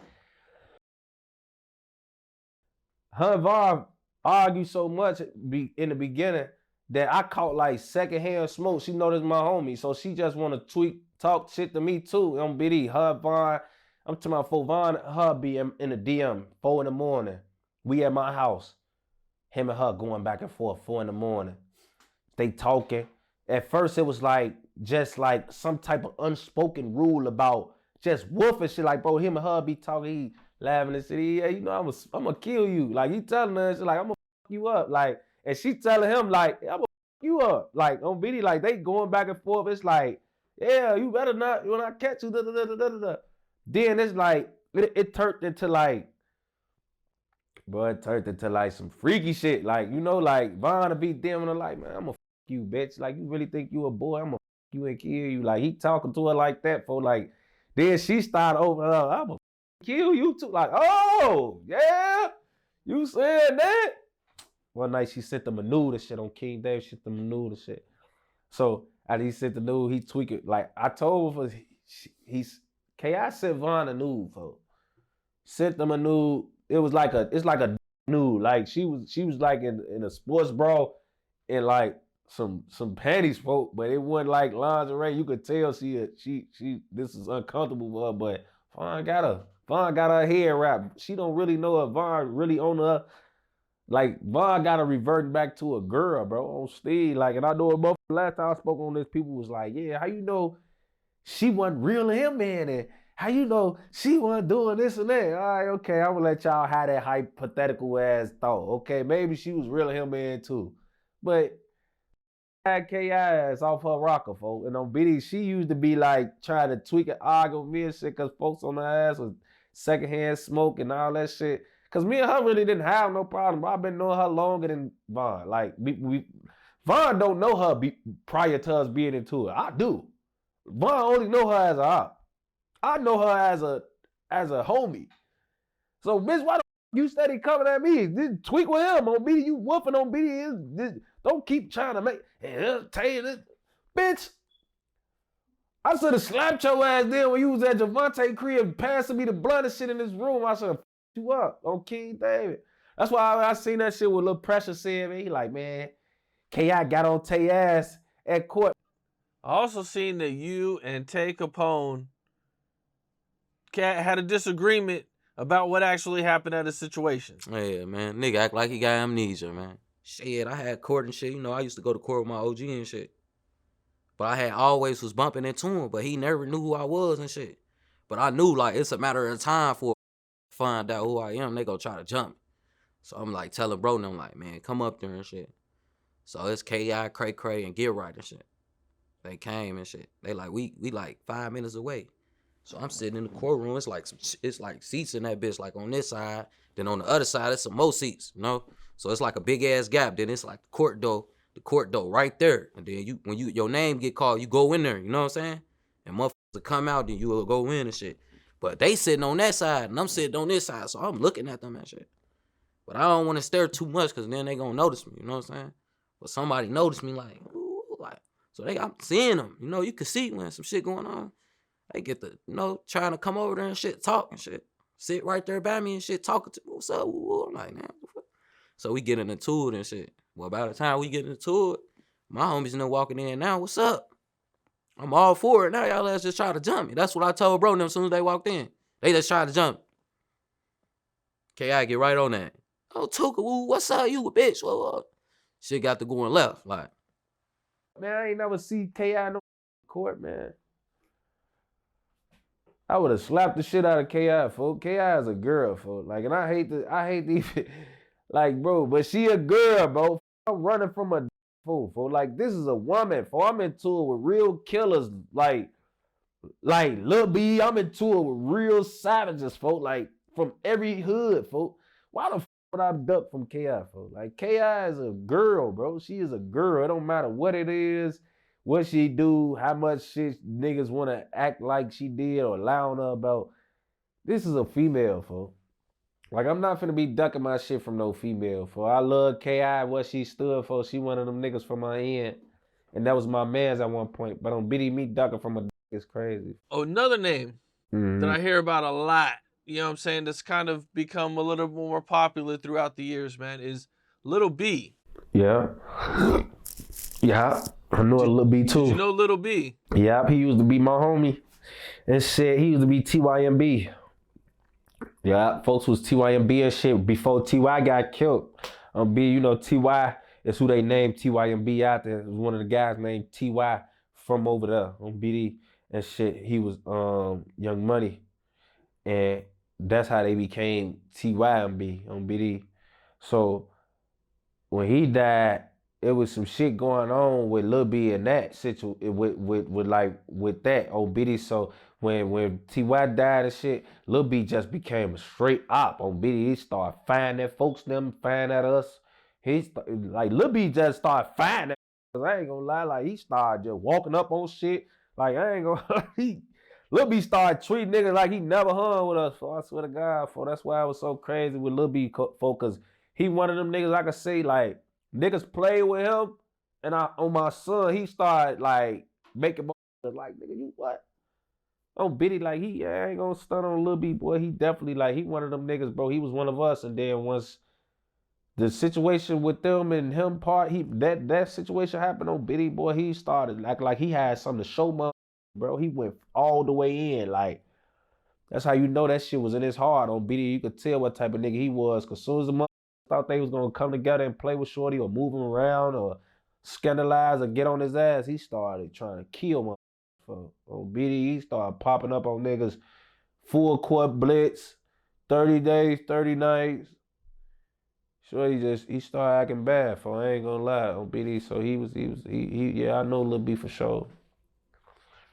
Now, when you knew him early on before he became op, was he like could you see that in him, or was that just something that kind of came out of nowhere? Nah, Lil B always been a little threw off. I think Lil B was slow, fool. I ain't gonna lie. I think he had like a little, I don't know if that's the right word, but you could just tell like certain niggas, bro, they don't really be like, the reason they be how they be, folk, be because like something off about them, folk. Like, you feel me? Like he was able to go as hard as he was, folk, because he had a way about detaching himself from up, bro. Like, Shorty would kill him up that was just with him on BD. Like, on BD, he'll smoke you on phone. Like, and it's a lot of niggas from his way that knew that on Steve. Like, he was one of them niggas that niggas didn't want to play with where he was from, but he was loved over there on BD.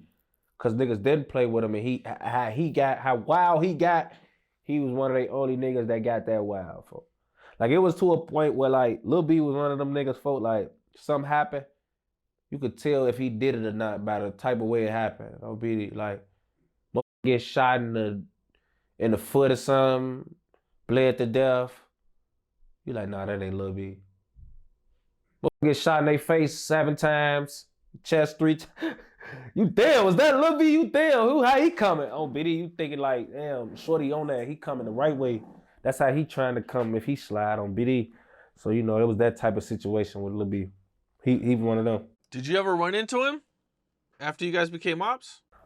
Hell, I mean, just like indirectly, you know what I'm saying? Like, indirectly, for like, I ain't never ran into Lil B. Like, I done flipped I done been like, riding through the ops, seeing Lil B, but like, not riding through the ops, lurking, like, riding through the ops, because they through our hood, and I got to drive through their shit to get to where I'm going. And I'm, damn, that's Lil B right there, but it ain't the time type shit. I done seen him like that, folks, but I ain't gonna lie, I wasn't trying to run it. I wasn't trying to see Lil B, folk. I ain't gonna lie, folk. Not even on those scary shit. It's just like when you see Lil B, folk, you better have your gun. You know what I'm saying? Like, you gotta see Lil B because you know what time it is with him. Like, if I run into Lil B, it better been because I was in his hood op shopping. Like, you don't want to run into Lil B in your hood, folk, because you know what he on.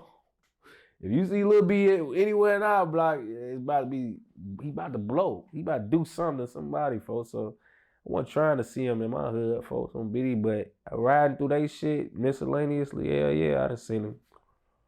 He used to be outside, folks. You see the police killed him. That's how he died. The police Yeah. killed him on BD, and he had that bitch on him then, folks. Like, they already knew Lil B was he like one of them niggas, folks. When the police on a chase or running, like, they already know, folks. He armed and dangerous. He one of them niggas, like, they'll be like, oh, he armed and dangerous on BD. Like, we consider him a threat. He armed and dangerous. Like, he one of them type of niggas, folks. That's why they killed him. They already knew once they was chasing him, they lied and shit. Talking about they seen him brandishing a gun. Ain't nobody finna brandish no gun when I'm running from the 12, folks. Like, what happened was they knew he had a pipe on him, and that gave them an excuse to kill him. They been wanting to get him off the streets. So BD, he a loose cannon, folks. They seen he had that gun on him, boy. He must try to run. His 30 hung out. They flamed his ass on BD, folks. They seen that man gun poking out his shirt while he running, and they flamed his ass. And they tried to make it sound like he was finna blow at him or he was a threat. Or man, nobody fucking finna shoot at y'all ass, bro. Y'all, we know y'all gonna kill us. So BD, he running from y'all. Y'all see him running with that pipe. Y'all like, man, let me just clap his ass. They clapped him. BD. They was scared. The police was scared of him on King David. That's how I look at it. Another guy that I hear a lot that I know that you knew was Melly. Yeah. 051 Melly, man. You know, how did you guys meet, and you know, what was your guys', you know, relationship? I don't want to say friendship, but you know, what was that like? I mean, shit, you know, like, yeah, I mean, I guess you could call it a friendship, bro. On BD, like, they don't talk me and Melly relationship at all, bro. Like, I don't got nothing to hide with that shit. Like, I tell them, I'm glad you asked me, because last time when I spoke on, like, the situation when you asked me about Lil Mick and Nine, you know, it was like, man, how you gonna talk about that and you was riding with Melly? You know what I'm saying? Like, you know, certain people try to look at me like I'm being a hypocrite. So I'm glad you just asked me this to give me the flow to really even go deeper, since I did speak on that topic on this exact platform. So what I'm gonna say for me and Melly is, for like, it's no secret. For my sister started around, I wasn't home for that. You know what I'm saying? I was in jail, I was in prison. When that shit happened, folk, I was in prison. I called home one day. My sister tried to tell me the situation, folk, and when she was telling me the situation, it was already over then. Like, by the time I got told about Melly, he had already been to my house. Like, you know what I'm saying? So I hung up the phone. Click, I don't want to talk. Cause I don't play with op, bro. Like, this shit real with us, especially niggas from his hood, you know? Like, 3 of his homies is locked up for killing my best friend right now. On BD, like, what?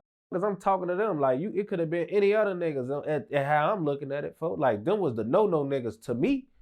Like, I wasn't even calling home for that shit, bro. Like, cause it was like, I hung up the phone, bro. Like, that's how much it was. I wasn't trying to hear nothing about that shit. Like, it was no excuse I could hear. It was nothing that could be like, oh, well, when you put it like that, you know, like, I wasn't trying to hear shit on Steve. When they broke that news to me, I'm like, nah, on BD, that ain't right on King David.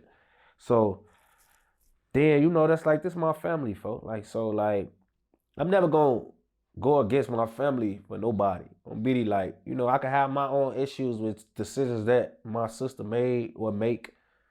But what I'm not gonna do is sit around and the next month, oh yeah, see bogus. And I'm like, yeah, see bogus. She put me in a.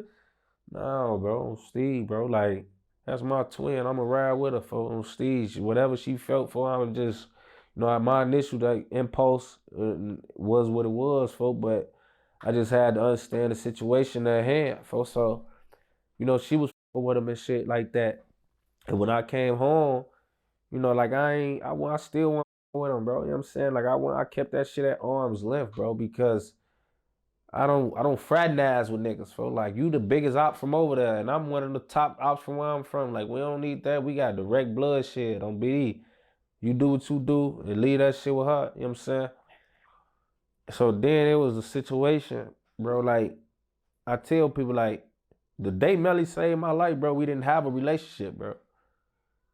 The day he saved my life, we didn't have a relationship. He didn't have my number, nothing, bro. Like, the day he saved my life, I had no relationship with Melly, folk. Like, him and his uncle, folk, I was almost finna get killed in the barbershop, bro. Young Money had my low.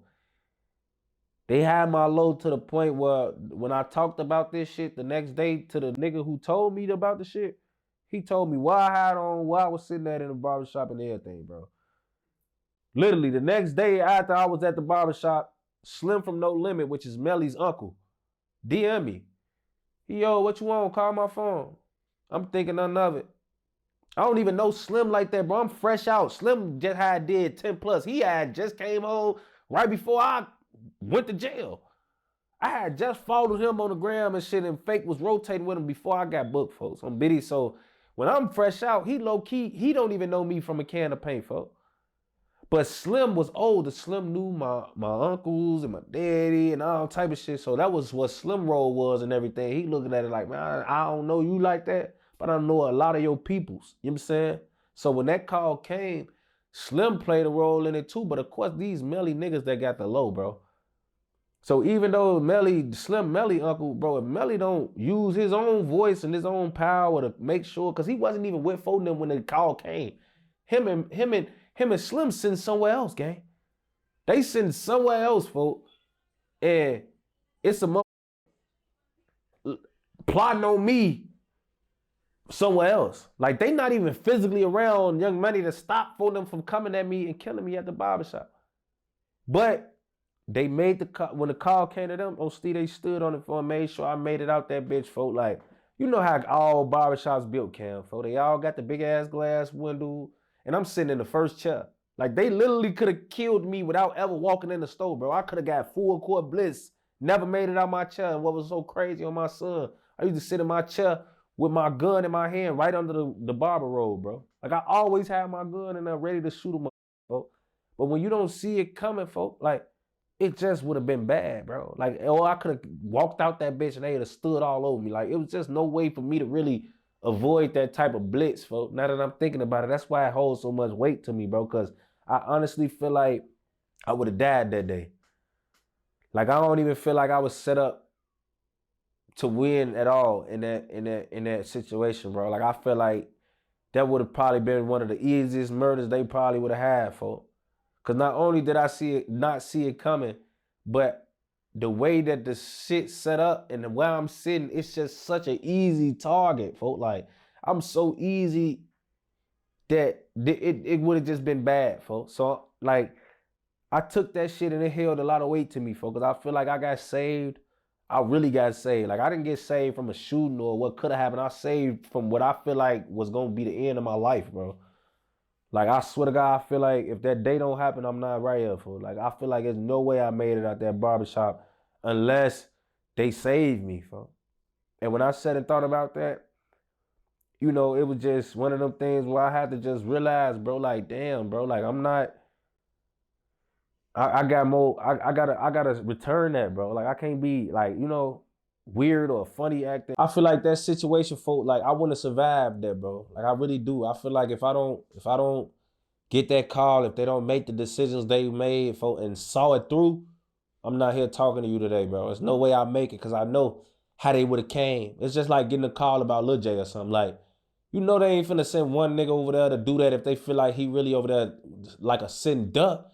They gonna send up the right way because they want this shit to get done right. Like, if niggas score off me right here, niggas ain't gotta do shit else.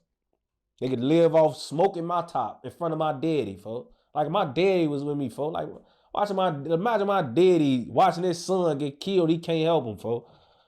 Like, it's so much for, like, my daddy, you know, I'm fresh home. So I had dreads 15 plus years. I didn't even know what to go to get my hair cut when I came home, folks. My daddy had to take me to a barber and shit like that, folks. So my daddy in there with me, folks. On BD, like, so when that shit happened, bro, it's like, you know, it was crazy on BD. But when I sat and thought about it, I'm like, I don't even got no relationship with this nigga. He saved me. And just because he with my sister, folks, that don't mean he had to save me. Because people say that too. Oh, yeah, you know, he with me, and that's why you got saved. Ooh.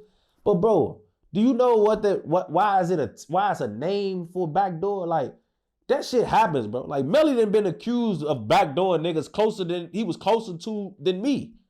Like, this shit ain't no, like, this is what the streets saying in the right. Like, yeah, Melly's gonna have something to do with this and that. And, like, so it ain't out of the realm of possibility for him to be with my sister, bro, and still get something done to me, bro. Like, that ain't something that could have not happened. Oh, yeah, he played with her. No, bro. That man literally didn't have to do that, bro. On Steve, and he did. Like, even after that, though, it was like, it still wasn't, you know, it wasn't all of that, folks. Like, it wasn't. It still took time. Like, I was appreciative of that. But it still took time, cause you know, I mean, oh man, you feel like you doing something wrong, folks. On BD, like, so it took me a while to even like still, you know, he was, you know, I'm running into him at the slot or whatever, folk, you know what I'm saying? We it's like high and by shit, like, you know, cause I'm still feeling away. But then, you know, I got tired of like, you know, being fake with a nigga who wasn't being fake with me, folk. Like I thought like that shit was gonna run its course, like he was gonna, you know. Man, bro, I swear to God, bro, it got to a point with Melly where it was just like I was tired of being fake with him, folk. He was showing me too much love, folk. Like, I feel like he saved my life, folk. He know where I live. Ain't nothing coming to me negative, bro. Like, no, I never walked out my crib one day and felt like a nigga was lamping on my spot. You know, a street nigga, I watched every crib on every car on my block I know. Never came outside, felt like it was some unwanted ass cars or some backdoor action. I never felt like I was ever in trouble, folk. So it was one of those things with Melly, folk, where I'm like, you know what, man? I ain't finna keep being fake with dude, folks, on BD. And I just was, you know, and I ain't say like once I started saying I ain't gonna be fake with him, like we just became the best of friends, gang. It's just that I'm done acting like, you know, you ain't showing love, folks, or acting like I'm gonna play you at arm's length while you show me all this love. Like, I ain't that type of nigga, bro. On BD. So it's like how I'm looking at it is I started rocking with bro, and then he did some shit one day, folks. Like, one day, folks, I was sitting like, I'm like, man, I wanted to see like how much this shit really was between me and him. For one day, folks, I needed to go pick a bitch up. You know, this before Uber and Lyft and all that shit. This was back when you just had to get a cab still, folks, on BD. So, matter of fact, Uber and Lyft existed, folks, but this some shit we wasn't really on yet, you know? So, on King David, folks, I'm texting a little bitch and shit, man. Melly, I'm like, I had Melly number. So I text Melly and shit. I'm like, man, what you want? He like, man, I ain't on shit. What's the word? You know, he talking to me and shit. I'm like, man, folk, you in traffic? I'm trying to ask him questions, folk, without asking, like, without saying, like, I wanted to ask him, like, where you at? But I ain't want, you know, that's it. He really like, what the fuck you want to know where I'm at for? He don't know how to take that. So I was just asking him, shit, man, you in traffic? He, yeah, ooh, I'm moving around. I'm like, man, I'm broke grave, folk. I'm trying to go grab this little bitch real quick, man. Like, if you ain't on shit, come pick me up. Come grab me on BD. He like, all right, I'm finna slide. So, you know, I'm like, you know, I'm thinking nothing of it. On BD, he get that, man. I'm outside. I go outside, bro. This is my first time doing some shit like I go outside, get in the car with folks on King David, get in the car with him.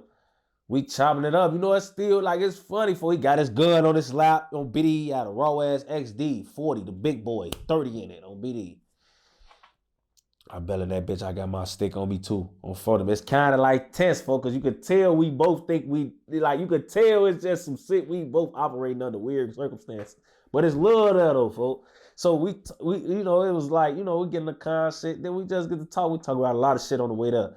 Bro, the bitch was staying in the trenches, folks. Like the bitch was staying somewhere I know he wasn't even comfortable pulling up to on BD. It wasn't like nowhere where it's like, oh, we pulling up on the lamb to get her. But it was just somewhere where I know, like, he probably feel like, what this nigga got me pulling up to, folks? It looked treacherous, folks. Like, it looked like I was setting Melly up. I ain't gonna lie.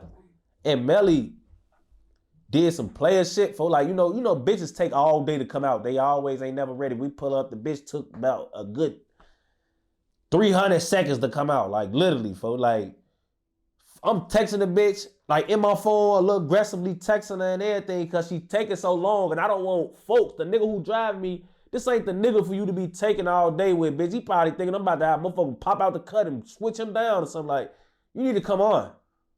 So I'm texting her and shit. He could have looked at it like, oh, this nigga stay. Who he texting? Like, he could have thought 1,000 things, bro. And on my son, that man never said, bro, what she doing? Ooh, like, he never made a pissy fit about nothing. I was more irritated about her taking long to him.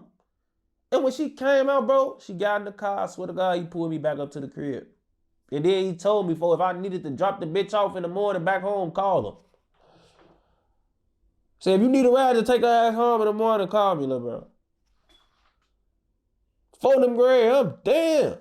Like, bro, I swear to God, when I walked in the house from picking that bitch up, I sat and thought about that shit the whole night. Like,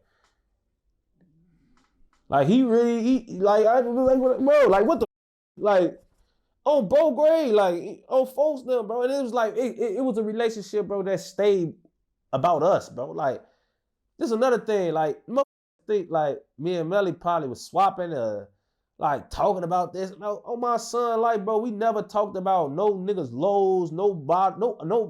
We never talked about street shit. I ain't gonna lie, we never was like, yeah, man, we could, I'll give you hell for hell. You know, like we ain't never, on my son, never in life, bro. He never asked me, said nothing about that, nothing, bro. And he knew I had shit going on with them, folks. He still never tried to size me up or get into that shit at all. On my son, he kept that shit where it was, folks. And he kept our relationship about us, folks, on my son. So I got the utmost respect for Shorty. I ain't gonna lie. It is what it is, folks. I can't change that shit. I was put into a situation, but it is what it is. So that's my Shorty. Did you ever find out like who dropped your low that day?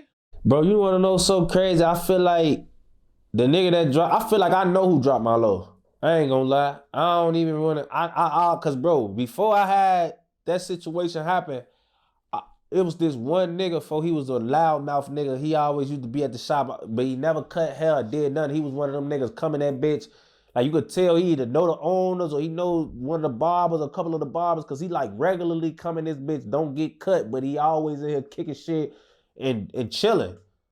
You would come in, he in one of the barber's chairs that ain't cutting or ain't at work today, just talking the whole day. Like he must be plugged in this bitch somewhere or some folk. But every time that man used to walk in and I'd be in there, I used to always feel like, bro, he was like one of them niggas who was like affiliated with my ops at the bare minimum, because I used to just feel like he used to be talking loud as hell so I could hear what type of nigga he was. Like he'll be at that bitch, yeah, you know these, no, not to play with me. I've been in woo. And then, he always, like, it's just certain shit he did and certain ways he acted around me. I used to catch him like side eye. You know, I'm be watching you out the corner of their eye, but like, you never know if a nigga actually watching you because he think you a op or he on some fan shit. This why I don't like, being famous and being a street nigga, because be sitting around staring at you and you don't know if they stand because of A or B. You know what I'm saying? I don't know if you stand because you a fan or if you stand because I need to be slamming your head into a wall on bro grade. So it's like I used to feel like this little nigga G. I used to hate when he come in. Every time I used to see him come in while I was in, I used to get irritated. My whole aura changed, folks, because I just didn't. Someone right about him, gang. I'm still, and when that shit happened, I was like, I know he did it. My problem was I ain't go kill his ass right after that. On BD, I should have went and smoked his ass, because now I just know he ain't in there now, and that shop's still up. But if I see his ass any point in time of this day, I swear to God, I don't get no nigga on my son. And I don't care if he didn't have nothing to do with it. In my mind made up. I know he dropped my low. And if I see his ass 30 years from now, I swear to God, he catching shells all in his face. Because I know he did that shit, bro. And when I see him, I ain't going to ask him no questions. I ain't going to talk. I'm going to be like, yeah, you remember me?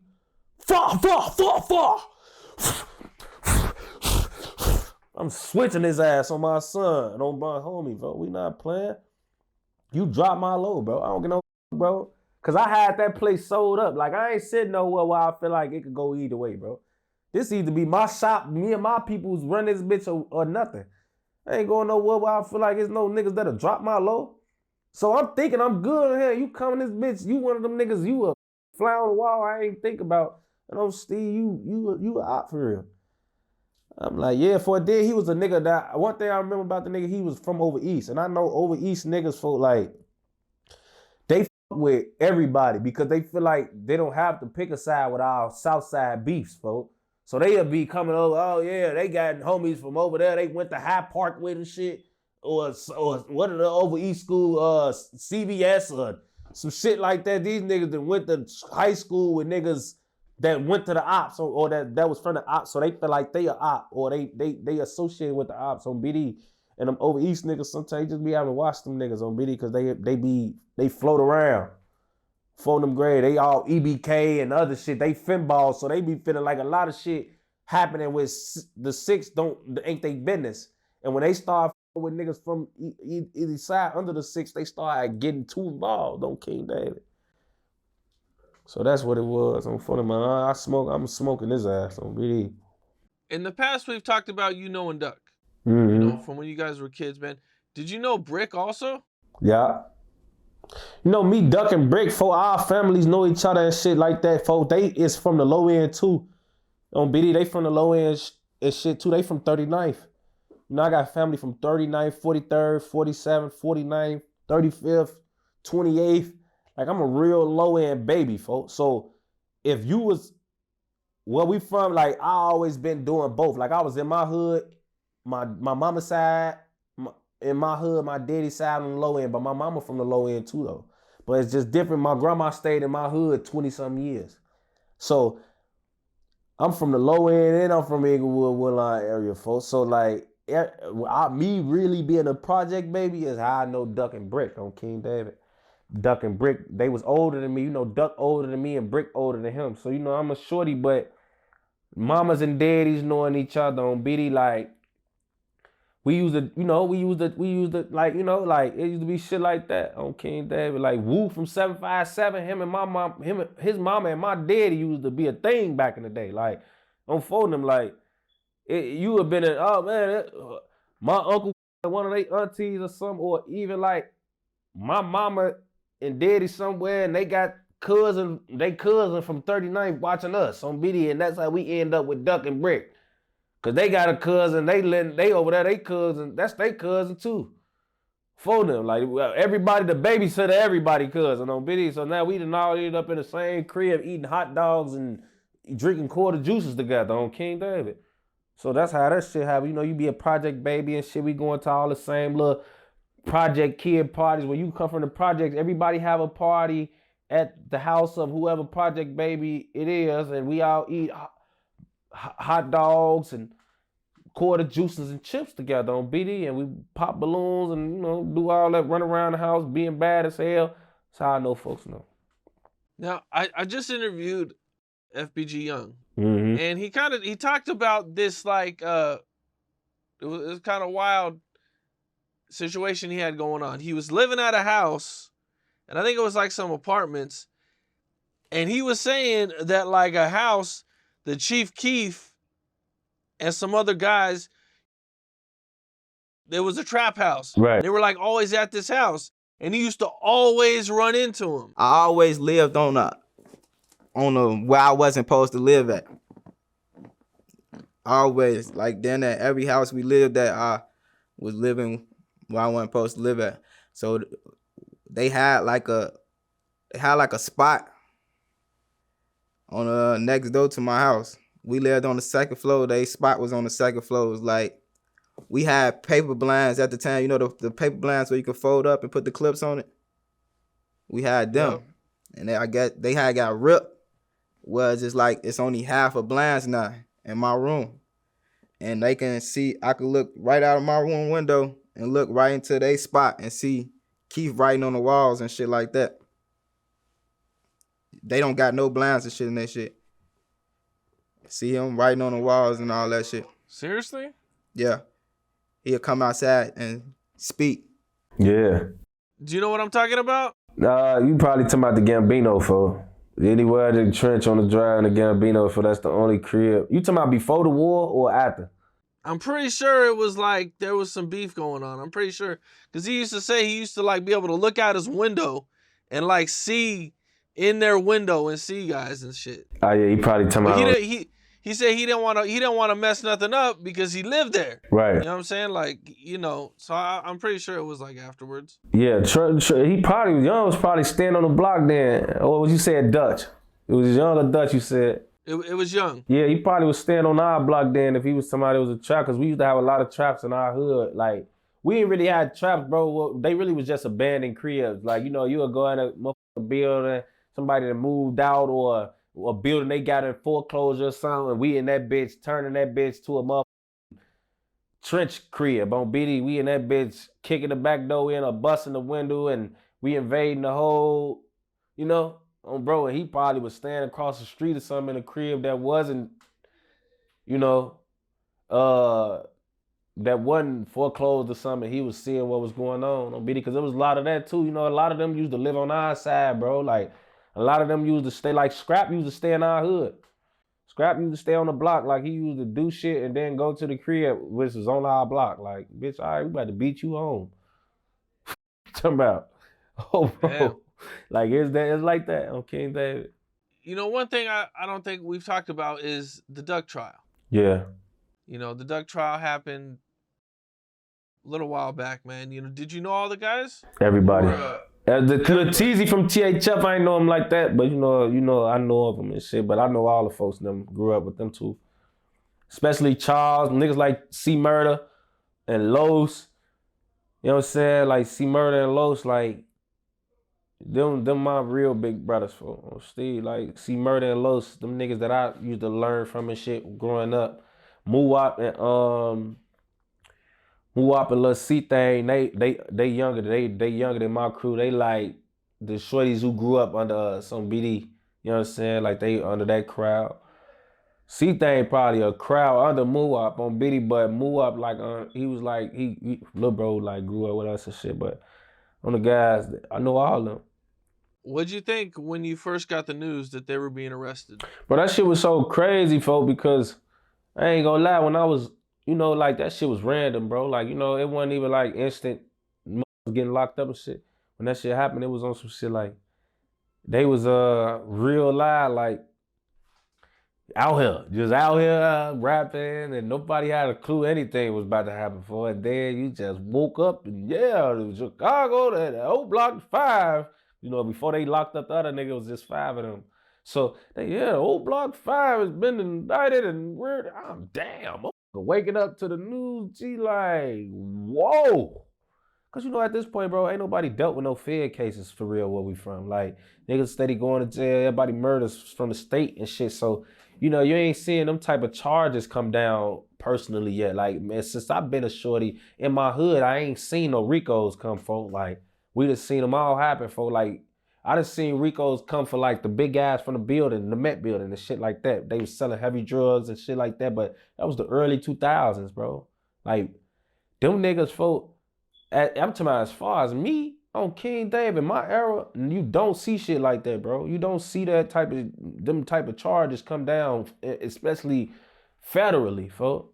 Cause it's just a murder. It's really like it's like a murder street gang member, like gang banging Rico. Rico's usually got something to do with like, you know, drugs and multiple things on BD, but for them, they got a Rico for one murder, folks. Like, they ain't even talking about, like, you know how with Thug Rico, it's like they bringing up this body and then they bringing up like other shit that he's actually, like, they bring up KI and all that shit and Vaughn and all that in that OBlock trial, folks, but they not charged with none of that shit. That shit is just like extra razzle dazzle to paint the picture for the state, folk, that they worse than what they is. For they not actually charged for none with KI or OD or none of that.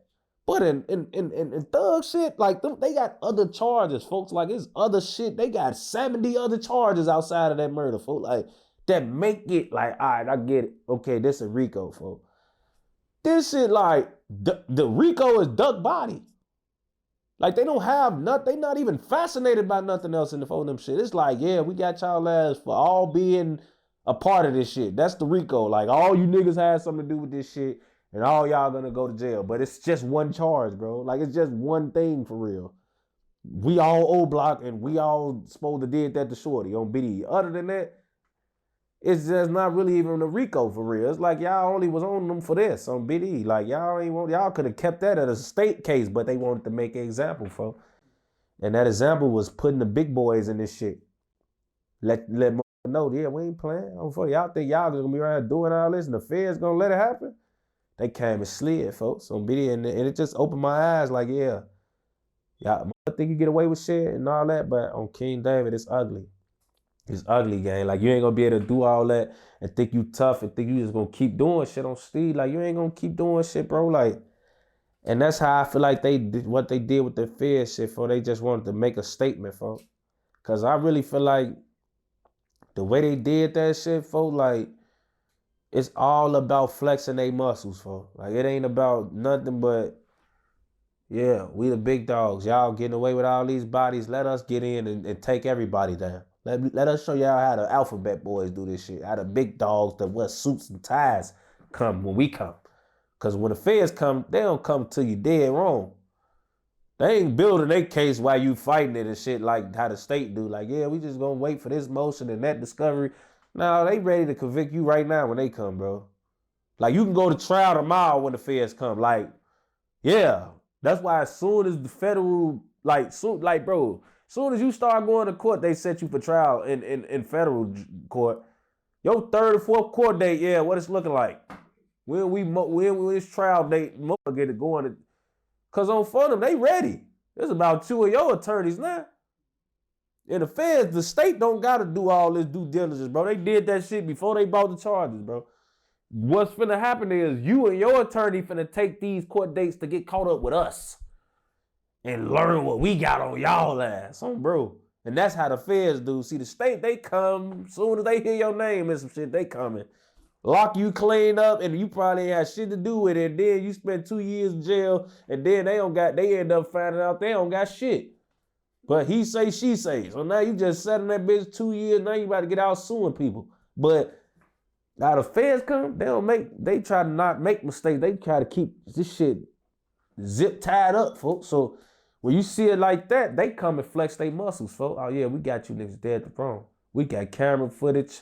We got witnesses. We got this and that. We got multiple angles. We got dates and times. We got motherfuckers with this, and we got mannerisms. Like the feds, nigga, mannerisms. They don't give a fuck if you had on a ski mask, an all black Nike tech with gloves.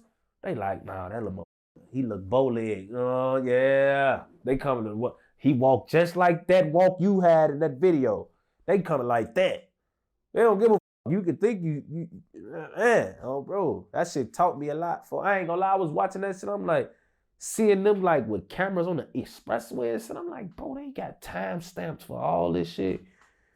Like, they up to my, it was crazy, bro, because you always wonder like how much the police really can do, folks. You always wonder like what type of technology they really have, folks. Like, you know, you see, like you can watch some shows and shit like CSI and, you know, like some of them futuristic ass, not futuristic, but like super up to date ass cop shows and shit where they make it seem like the police could just pull up anything out their ass. Bro, they make it like they can find any information they want. And you feel like you find out that they can't do certain shit, or even if you think they can't do certain shit, you find out they can on BD. A lot of shit the police could do, for they don't be having jurisdiction or it be against the law, but on BD, a lot of shit, if it one day, it'll probably have everybody booked. BD, it's certain ways you gotta go about shit, but they doing it, folks. Now, the verdict comes in, and they're found guilty. All 6 of them, and they're looking at, I believe, a mandatory life sentence. Yeah. What is your initial thoughts when you first get the news and you first see everything?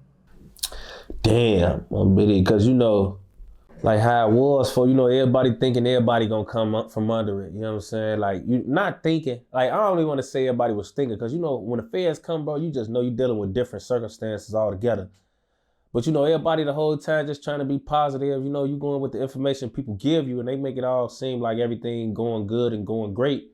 So, you know, you have these false ass, you know, like hopes that you have too, because motherfuckers around you been like, oh, yeah, it's looking good for them. They say, move off in the beat it. They was saying all type of shit, folks, on BD. So, you know, trying to look into a lot of good things about it. But then when the verdict comes, it's like, yeah, this shit real.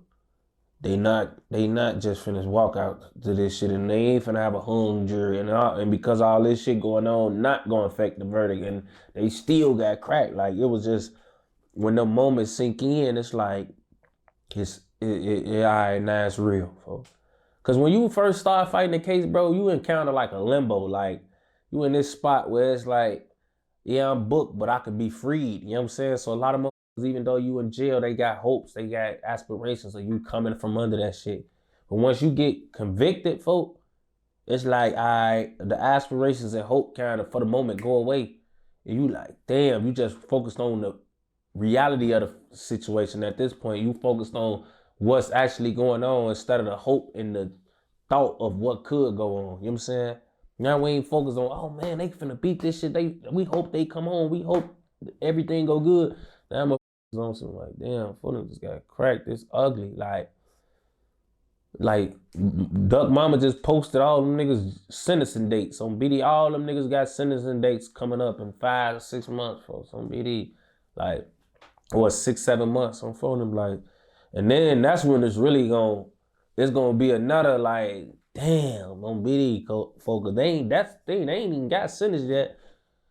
Like, don't let them get to hearing the wrong shit, folks, on BD. Or get to hearing 55 and 48 and anything like them type of things. That's when you really like, cause even right now, even though you've been convicted, right, like you hear elbow, like you know, even right now, it's like you in some like, you know, hope stage, cause now you just hoping the mother don't try to give you everything on BD. For now you hoping some more. You hoping you get 30 years instead of 50. You know what I'm saying?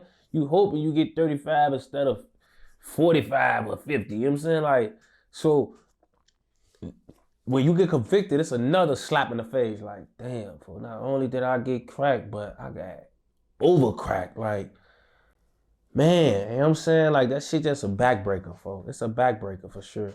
Now, one of the things that I don't think gets talked about too much, but is a big part of drill history, and that's Chief Keef and Lil Durk. Right. At one point, they were doing songs together. They were working together. Right. That all ended at one point. Right. What was your thoughts on that when it happened? I mean, shit, you know, like, at the time, it was crazy to see, you know, and, you know, that it was just one of them things where it's like, you know, you see the guys get into it. At the time, it's like you see the guys get into it and shit, you like, oh, damn, what they on? You know what I'm saying? Then when you start looking into, like, who actually right or wrong between the guys, that's when it was like, for me, like, I was able to, like, you know, just, you know, have my feelings towards the situation with them, because it wasn't really like shit the did wrong. It was shit that niggas just be feeling like niggas supposed to did right. Like, you know, like, niggas, bro, y'all all to be doing something, enjoying this shit, and niggas will be feeling like you supposed to be doing this with your money, or doing that with your money, or freeing him with your money, or paying for this lawyer with your money, or doing that. You know, niggas come with all these expectations of other niggas, folks. And when Social was the richest nigga around, everybody got judgment on how he need to go about shit because he the richest. You know what I'm saying? Like, it was almost to a point where a lot of shit was falling on Sosa, and it's like, damn, bro, we got other famous rappers from over here too. Like, just because my deal was bigger, that don't mean you niggas don't exist on phone. Like, you know what I'm saying? Like, motherfucker be trying to tell you the bottom. Like, where your 10,000 on it? You just caught a deal 5 months before me. Like, you know what I'm saying? Like, bro, I don't work with what I'm working with, folk, but like, I ain't, like, you see the situation that even happened with Foden. Like, Foden got into it with Sosa over that shit with Trey 5. They ain't do that shit with nobody else, folk. They went into the nigga they thought had enough money to do all that shit on his own. That's how everybody played him. Like, oh, he the one with the M's. He signed for millions of dollars. Like, we doing this with him for? Let him do it. Like, imagine a nigga that signed for getting into it with you about not doing something for a month. Like, bro, why you ain't do it then? You signed a deal too on BD. Like, why the fuck you over here trying to press me like you ain't got the money to do the shit that you telling me I need to do on BD for folks? You think you doing something you ain't doing? Like, why you pressing me on BD? Why you talking to me? Why you getting in my block business on phone them? Like, you know, shit like that on King David. That's it. So it's like, you know, I just looked at it like, at that point, some shit is gonna pass or something on BD, but it was deeper than that at that point for them. Did this have any effects on the hoods or your guys' hood, or did this make guys have to pick sides? I mean, yeah, you know what I'm saying? Everything, shit like that, when you big dogs, where we from, everything y'all do affect our hood on BD. So, you know, that shit just, it affected a lot of people, folks, on BD. It just, you know, because when anything, once a month create a divide, 9 sides come into play. Like, it ain't just like the initial impact, it's about the shit that come after that also. You know what I'm saying? Like, once y'all create a divide or any type of division, bro, meaning like I'm on this side, you on that side, now you make that same decision for a whole bunch of other niggas from where we from. Now everybody got to pick a side. Instead of us being one way all together, the divide between y'all got us divided on BD. So it's like, it definitely creates a big ass ripple effect. It's not something that just happens and it's solved or handled cleanly. For it affects a lot of people. Recently, we seen Lil Durk posting on his IG, "Don't make me post the unreleased," you know, referring to possibly a song with Chief Keef. Do you think they can work through their problems? Man, look, when you homies, when you started off as friends, anything is possible. For like, niggas ain't always hated each other. At one point, we all coexisted and loved each other, folks. So when anything is possible on stage, anything, bro. Like, that shit is definitely possible on BD, because just off the simple fact we all the guys on phone, like, so shit like that always should be possible. Niggas be with the ops and shit, so niggas should be cool with getting cool with their homie. Not too long ago, maybe about a year ago, the videos of King Little J dropped, the alleged videos. He denied it in the interview I did with him. Right. But I remember I seen at one point, I seen you talk about it. I think you might have even been the first person to talk about it. What was your thoughts on everything? For I swear to God, that Lil J shit, like, and on BD4, you know, like, I ain't, like, when I was talking about him for, like, I was talking from just personal experience, G. Like, I wasn't trying to troll Lil J or shit. Like, I was giving my honest take. Like, I actually seen him in the county, for, like, I seen it. I seen him, and, you know, I was hearing the rumors and shit before I seen him personally, for I'm hearing what I'm hearing, because I'm booked on BD. This 2016, for I'm in jail, me, all the guys in jail, for me, Vaughn, Top 9, Rose, 22, Zoo, a lot of niggas, folks, like Lil Law and them from THL, we all on the deck together on photo. Like, it's shit going on in 2016, folks. Dookie and them from TYMB, folks and them from 71st, Bassville, folks on BD, like, so many of the guys, folks, Chinaman, them from TYMB, folks, nigga Cap from 600, all us, we in the county booked on BD, folks. So niggas, it's a whole bunch of shit going on that being said in this bitch on BD, folks. Nigga, you know, Lil J was in PC and shit. So when he in PC, when they move around on King David, you know, you gotta lock everything else down when you moving them through the county. So like, if you in regular population, especially if you're in the max division, they putting you away before they bring them through. So we'll be standing somewhere and, you know, in the county, in the division, holding part to get back to our decks, and then they'll be bringing them through, but they gotta lock all us up first. So, you know, we know when the PC nigga coming through or some PC niggas coming through, because they instantly get the locking all us up on BD. So they put us up and shit. I see him and the nigga that killed his mama for the $90,000 insurance money. This nigga, this is my blood cousin, baby daddy. Got 2 daughters by her, folks. So I know this nigga before he did the shit on BD. Him and Lil J handcuffed together on King David. They fighting all type of gruesome ass charges and allegations, but they was like the 2 happiest niggas, folks.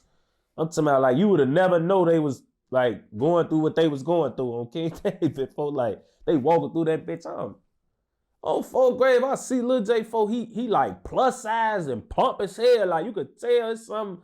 Okay, man, I'm 4th grade. He got his hair slicked to the back, freaky ponytail, man, and shit. I'm damn. On BD, he really a freak, man. I was finna go to the door and shit and gang bang with him, get that, ooh, I was finna say all type of shit, but then I'm like, no. On BD, freaky as hell. I ain't gonna lie, I'm damn. I'm damn. Ooh, on BD, folks ass a freak on 4th grade. And then I'm in Division 3. King David, I'm on the yard. Shit, I'm hooping this shit. You know, everybody know who I am and shit. So see him, he in PC. They yard and our yard was like connected on BD. It wasn't connected because we couldn't go with them, folks. Like, we wasn't with them. But like the beginning of their yard was like, it was like a gate, a big ass, of course the county, so there's big ass gates with barbed wire and shit. It ain't just a gate we could have climbed or nothing. Like, we was separated, but it was our quarters was closed on BD. So I'm hooping this shit. Niggas come grab me. They, boy, Lil J over there. On BD. I stop hooping. I run over there to the gate and shit. On BD, I'm finna go gang bang with him. I'm finna go, man. Ooh. You know? All that shit. Let me get in there. So I'm finna tweak with him and shit. I run over there on King David. I run to the gate, man. On Fulham Gray, he had on a big ass yellow banana suit and shit. You know, they be giving like, when you in the county and shit, when you in regular pop, they give you the tan 2-piece. You get a shirt, pants, King David. The banana boats and all them one jumpsuits and shit, them for PC niggas on BD. They don't get them two pieces of clothes. They get them one big ass one piece on BD. They be in that bitch in blue, orange, and I mean not blue, orange, yellow, and dark green ass jumpers like they in the joint on King David. So I walk over there and shit, I run to the gate. He got the top part, like the part where his sleeves at, he got that part off, wrapped around, he got that part off and it's around his waist and he got it tied up. And he running up and down the court. He playing basketball too, but he in PC. So it's like 4 of them on the court. Like it is nobody but like him and 3 other PC niggas over there. And I remember he running that shit. He got his shirt off on King David. Ain't no tank top or nothing on phone them. So he running. He got the same freaky ponytail in his head. On BD, his titties flapping. King David, his titties flapping and shit. Ooh, on BD. Ooh, on BD. I swear to God, I never said nothing to him for like, cause this day, like he was breezing by that last time on BD. So I seen him. He was looking freaky and shit, but I ain't get a chance to really like, ooh, from the side or from the front, like, ooh, fool, you really on that freaky shit. Boy, when I seen him on the court that day though, I'm like, on King David, folk, he freaky, folk. On BD, folk, there's no way, cause like, bro, he was taking some shit. Like to me, like he looked like Lil J to me started deforming in the county, bro. Like maybe people chalk that shit up as like weight gain, but like in my son in the county, he was just looking plump as hell, folks. Like I ain't gonna lie, he was looking over plump face. Like them features, bro. Them pills be giving niggas when they be taking them hormonal pills, bro. Like I've seen niggas in the joint with this shit. Like niggas who be like over. And they be want to be a girl and shit on BD, folks. They get to taking them pills and make their voice lighter. It make them horny and they nipple. It do shit to them on BD. It make you start. A lot of manly shit you do is it slowly but surely take that shit out of you and put a bunch of female mannerisms in you, folks. Like, and how you walking around this bitch plump as hell because you growing, your man boobs getting like, they getting like, you know, meat under them, and you getting like, bro, I'm telling you, low-key turned into a fat bitch on King David. Like, so that's how it looked to me, because I had been to, like, I had seen that shit in the county before, like niggas doing that, and I seen what that did to him. So it felt like, to me, I thought he was on that shit. I'm like, folks gotta be freaky, folks. Like, I ain't see him do no shit at this point, but it's just like, you know, you see a nigga out the hearing shit like that, you're like, man, they just was lying on him or something. He don't look like no different. He like the same Lil J. Like, when I seen him, I'm like, yeah, folks, on BD. Like, I'm on LA grave, folks. Like, damn, on BD is really like that with Lil J. Then when I seen Top and Troy at court and shit. Cause all us was booked again. I see Top and Troy at court and shit. BD Top like, yeah, woo woo. I was just in the hole with a nigga who was on the deck with him. Woo woo woo. He like, man, yeah, he said he got that shit. He got that shit. Oh, what? They like, yeah, he's supposed to have that big John, that big shit. Like, you know, that shit you can't take back on front of him. I'm damn. Who said that? They like, boy, Sally, I was just in the hole with a nigga who was booked with him on phone. I'm like, he like, the nigga wasn't gay. He was only in PC for because they kept putting them, like, you know, in the county, like, you would be in that bitch, like, they be low-key trying to put you on the deck with niggas from your area. But like I said, folk, the areas, the quarters be so close, folk, we can be from the same place and I can be in tour with this nigga, bro. Like, you can put me on the deck, all these shorties over here from King Drive or 61st Inglewood. But you putting us together, folk, and we in tour with each other. Like, we all share the same place in the hood, but my little section and they little section beef. So, you know, you keep putting niggas in over here thinking, oh, because he from 61st King Drive and he from 61st King Drive on their game card ID, they could be on a deck together. No, he from 61st King Drive going towards Michigan Way, and he from 61st King Drive going towards Vernon Way. They in tour with each other. You know what I'm saying? So it'd be shit like that going on. Niggas will end up getting tired of shit like that, because a lot of times They be putting niggas on decks with a bunch of niggas who would get on their ass. So they end up going to PC to reset the whole little dynamic. And he say he was over there with him and shit. He say he was over there. He must have got a letter to his door about his health on BD. And dude's supposed to been on the top bunk and read his shit. You Steve, I'm damn. Couldn't believe that shit, folks. One of the names that's been really big coming out of the drill scene, man, is Butter. Right. And I know you and Butter used to know each other when you guys were real young, man. Yeah. Well, what's your thoughts on Butter's success and rise? And, I remember I interviewed Butter, and, I asked him about you, and he was like, yeah, Tay's my cousin. If anybody do anything, I forget his exact words, right. But you know what I'm saying? Like, he was like, anything happened to Tay is on. Tay 600, my cousin, gang. Like, but everybody, we is what we is, gang.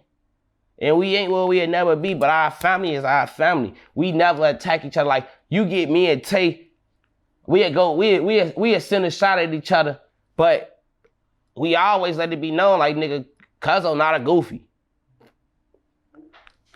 Tay don't say Cuzzo all over the internet. I the one I let it be known, like, that's my cuz. I let my know even when I talk shit on him. Boy, my little cousin, I don't be. But at the end of the day, what I say to him or about him, that don't mean I allow you to say, I knock you the out, playing, I put you to sleep. Noodle leg you. Knock you, boy, watch your mouth. Man, Butter ass a bitch on phone. No, I'm just playing. Oh. Hey, I don't know what the Butter be on, man. On LA, I don't know what the he be on. His ass be tweaking on Lil Steve, man. I don't know what the Butter be on for. Like, nah, look. On some funny shit. He was on that time I'm mad at him and shit. Like, I'm mad at him about something. I ain't mad at Butter about shit, man. Butter ass be doing retarded, dumb, goofy, drunk shit, man, on BD. Like, I don't know. I guess one day he was dissing all them niggas and he said my name. And then I got on his ass. And in the DM, he was like on some shit like, man, we cousins. I mean, what the you calling me your cousin now? You weren't just my cousin or you just hopped on the thing dissing me. Now I'm your cousin when I say something to you. You know what I'm saying? So he was just on some cousin shit. He always trying to play some cousin. I don't know where he think we cousins from though. Like, I ain't gonna lie. I don't know where he get that shit from. I don't know. On BD, I don't know. Cause I know me, him, and Buka and shit, like, we all grew up together and shit, and I think he found out they was cousins or something, cause on BD, I think I asked, he like, yeah, we all blood and shit. I'm like, I don't know, on BD, but he was saying that shit to me and shit, so maybe he found a way, somehow, he Buka them blood cousins. He must be saying like, I'm that Tay my cousin, cause he might be forcing them blood cousin and shit. But I like to see niggas from where I'm from or from my way succeed, whatever that is on BD. But he just be doing slow goofy shit for sometimes. I don't know what the be wrong with Butter, man. BD. he funny as hell, man. What do you think about him saying King Von is his favorite op?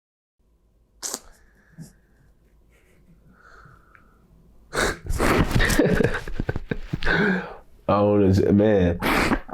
I guess that's what he feel. I don't know, man. If Von is favorite, I just want to know why. You feel me? Like, I hate Von if I was him.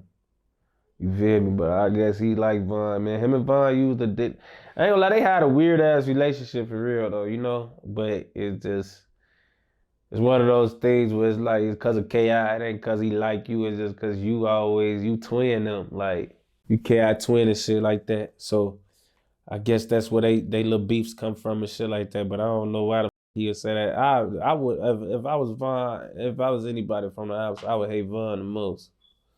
Him being your favorite op is crazy. Him being your favorite op is crazy. Von should be nobody's favorite op. Should hate that nigga.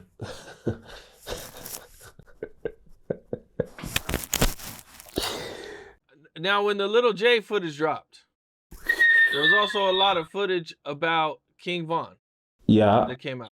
right. What was your thoughts on all that footage? Which footage? He doing a lot of different shit in them footage. He kicking some ass and some of the footage. He playing around. He slapping motherfuckers out. Which part you referring to? So there was the part where he was like pretending to be gay. I mean, when I seen that, I ain't gonna lie, it was funny, but it threw me off. But you know, like for them and them max the pars of the jail, they play under different rules. So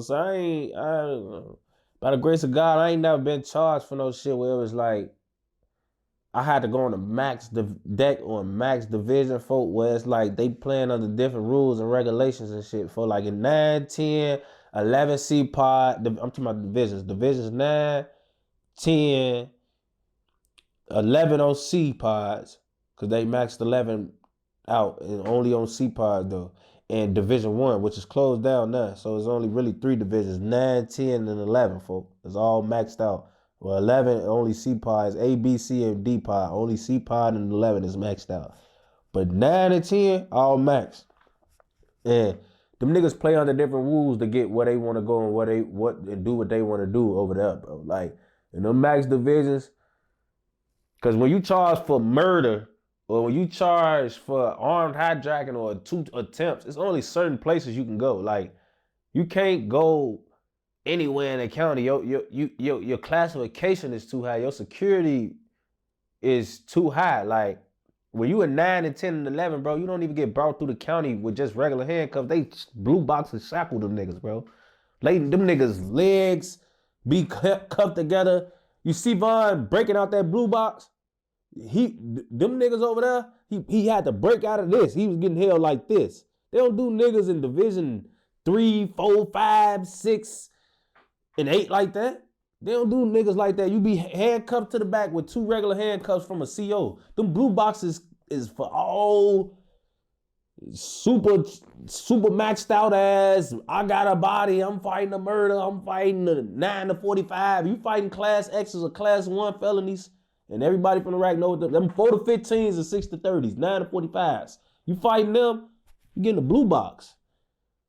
On BD, folks. So it's like, they operate under different shit over there, folks. And when he got whatever he got, he must felt like he needed to do whatever he needed to do to get from where he was at, folks. And when you talk to other niggas who been maxed out on them decks, they all swear this is some tactic they use. You know what I'm saying? Or this is tactics niggas use. You know, Bruh and them talked about it, Zoom talked about it. This is tactics other niggas that was in them divisions use. Bruh never used that shit. He said he don't do that, but other niggas will use it. You know what I'm saying? You just got to know your personnel at that point. We all know Von ain't on that shit for like. It was crazy to see that though. I ain't gonna lie. It was crazy to see it in person just to see how motherfuckers get they way in Division 9 and 10 and 1. You know what I'm saying? It's crazy to see that, but you know, I ain't never think nothing of it outside of him just trying to finagle his way to wherever else he wanted to be. Knowing Von, growing up with Von, being around him all those years, how do you think he would have reacted had he been alive when that footage came out? How would he have defended himself, and how do you think he would have explained it? I think he would explain it the same way I would have explained it. Like, you know, bro, like when it's so much, like you just know Von's body. Like even people who don't know him personally know his body. Like I feel like that wasn't some shit that would have stuck for long. Just like it didn't stick for long when it really hit the streets. You gonna have the motherfuckers who was in them jams that could verify. You know, like, they gonna come out and be like, man, we do that type of shit. You know, niggas was in them jails with Von. That's why Von got so much love, bro. Because them 3.5 years he was sent in jail for, like, a lot of niggas who was fighting trials and tribulations, they was seeing them, they was in there with him. Like, they seen him go through all that shit. Like, they seen him live that shit to the fullest, even in jail, for. Like, they still got unreleased Von fighting videos in jail. Like, he's standing on business in that bitch. So many niggas love the out of shorty, you couldn't say nothing bad about him. As soon as you, oh yeah, he gay. Now you got 20 niggas that was maxed out in 2015 and 14. Like, nigga, I was on the deck with him. He ain't no gay, nigga. He beat the shit out of every op coming over there. And on phone him, he had different hoes on the phone every day. Like, bitches coming to see him every visit day on bro, all type of shit, man. Niggas wasn't going. He wasn't barely gonna have to explain that shit too much. He was gonna make a joke out of that shit. Like, nigga, you know y'all know what the fuck I'm doing. BD. And a nigga wasn't gonna play with him too long about it anyway, cause y'all don't want to piss him off. Don't try to troll too hard. BD. One jail video that I think it was just released, and it's like Vaughn and this other dude, and it looks like they're kind of slap boxing, but it don't look like the other dude really wants to slap box. Like Vaughn is just like, he's just antagonizing He this dude. antagonizer, fool. Yeah, I seen it. Okay. Mm-hmm. What was your thoughts? Just Vaughn probably bored, man. On BD, he probably, I ain't gonna lie, cause Vaughn not no bully, G. He was either bored or he was just like, man, I'm on your ass. You a bitch. You owe me some chips or something. He probably ain't paid Vaughn his rent this month or something, man. Vaughn probably just want to piss him off. He owed Vaughn. I don't know what the situation was, but I seen Roy doing that shit, man. And then Roy was fake playing with him. He was started trying to get aggressive with Roy. He started spying on his ass. So I'm like, damn, they really they slapping up now. Vaughn get bored, folks. He get bored and he just want to play. And everybody don't be want to play on BD. So then you end up that they don't feel like playing right now. But Vaughn feel like playing on BD. Him and dude probably was close or cool on BD. But Vaughn want to play and he don't want to play right now. On BD, him and Vaughn probably was slapboxing the other day doing that shit. Vaughn just played with him at the time. He didn't want to play. And he tried to get serious with Vaughn. And that Vaughn the type of nigga full like, don't get serious with him because he really just be playing. Like, you know, maybe you ain't feeling it right now, but like, he ain't ducking us, so you try to fake swing hard. I know you about to swing back hard and slap the shit out you on BD. So it's probably one of those on King David.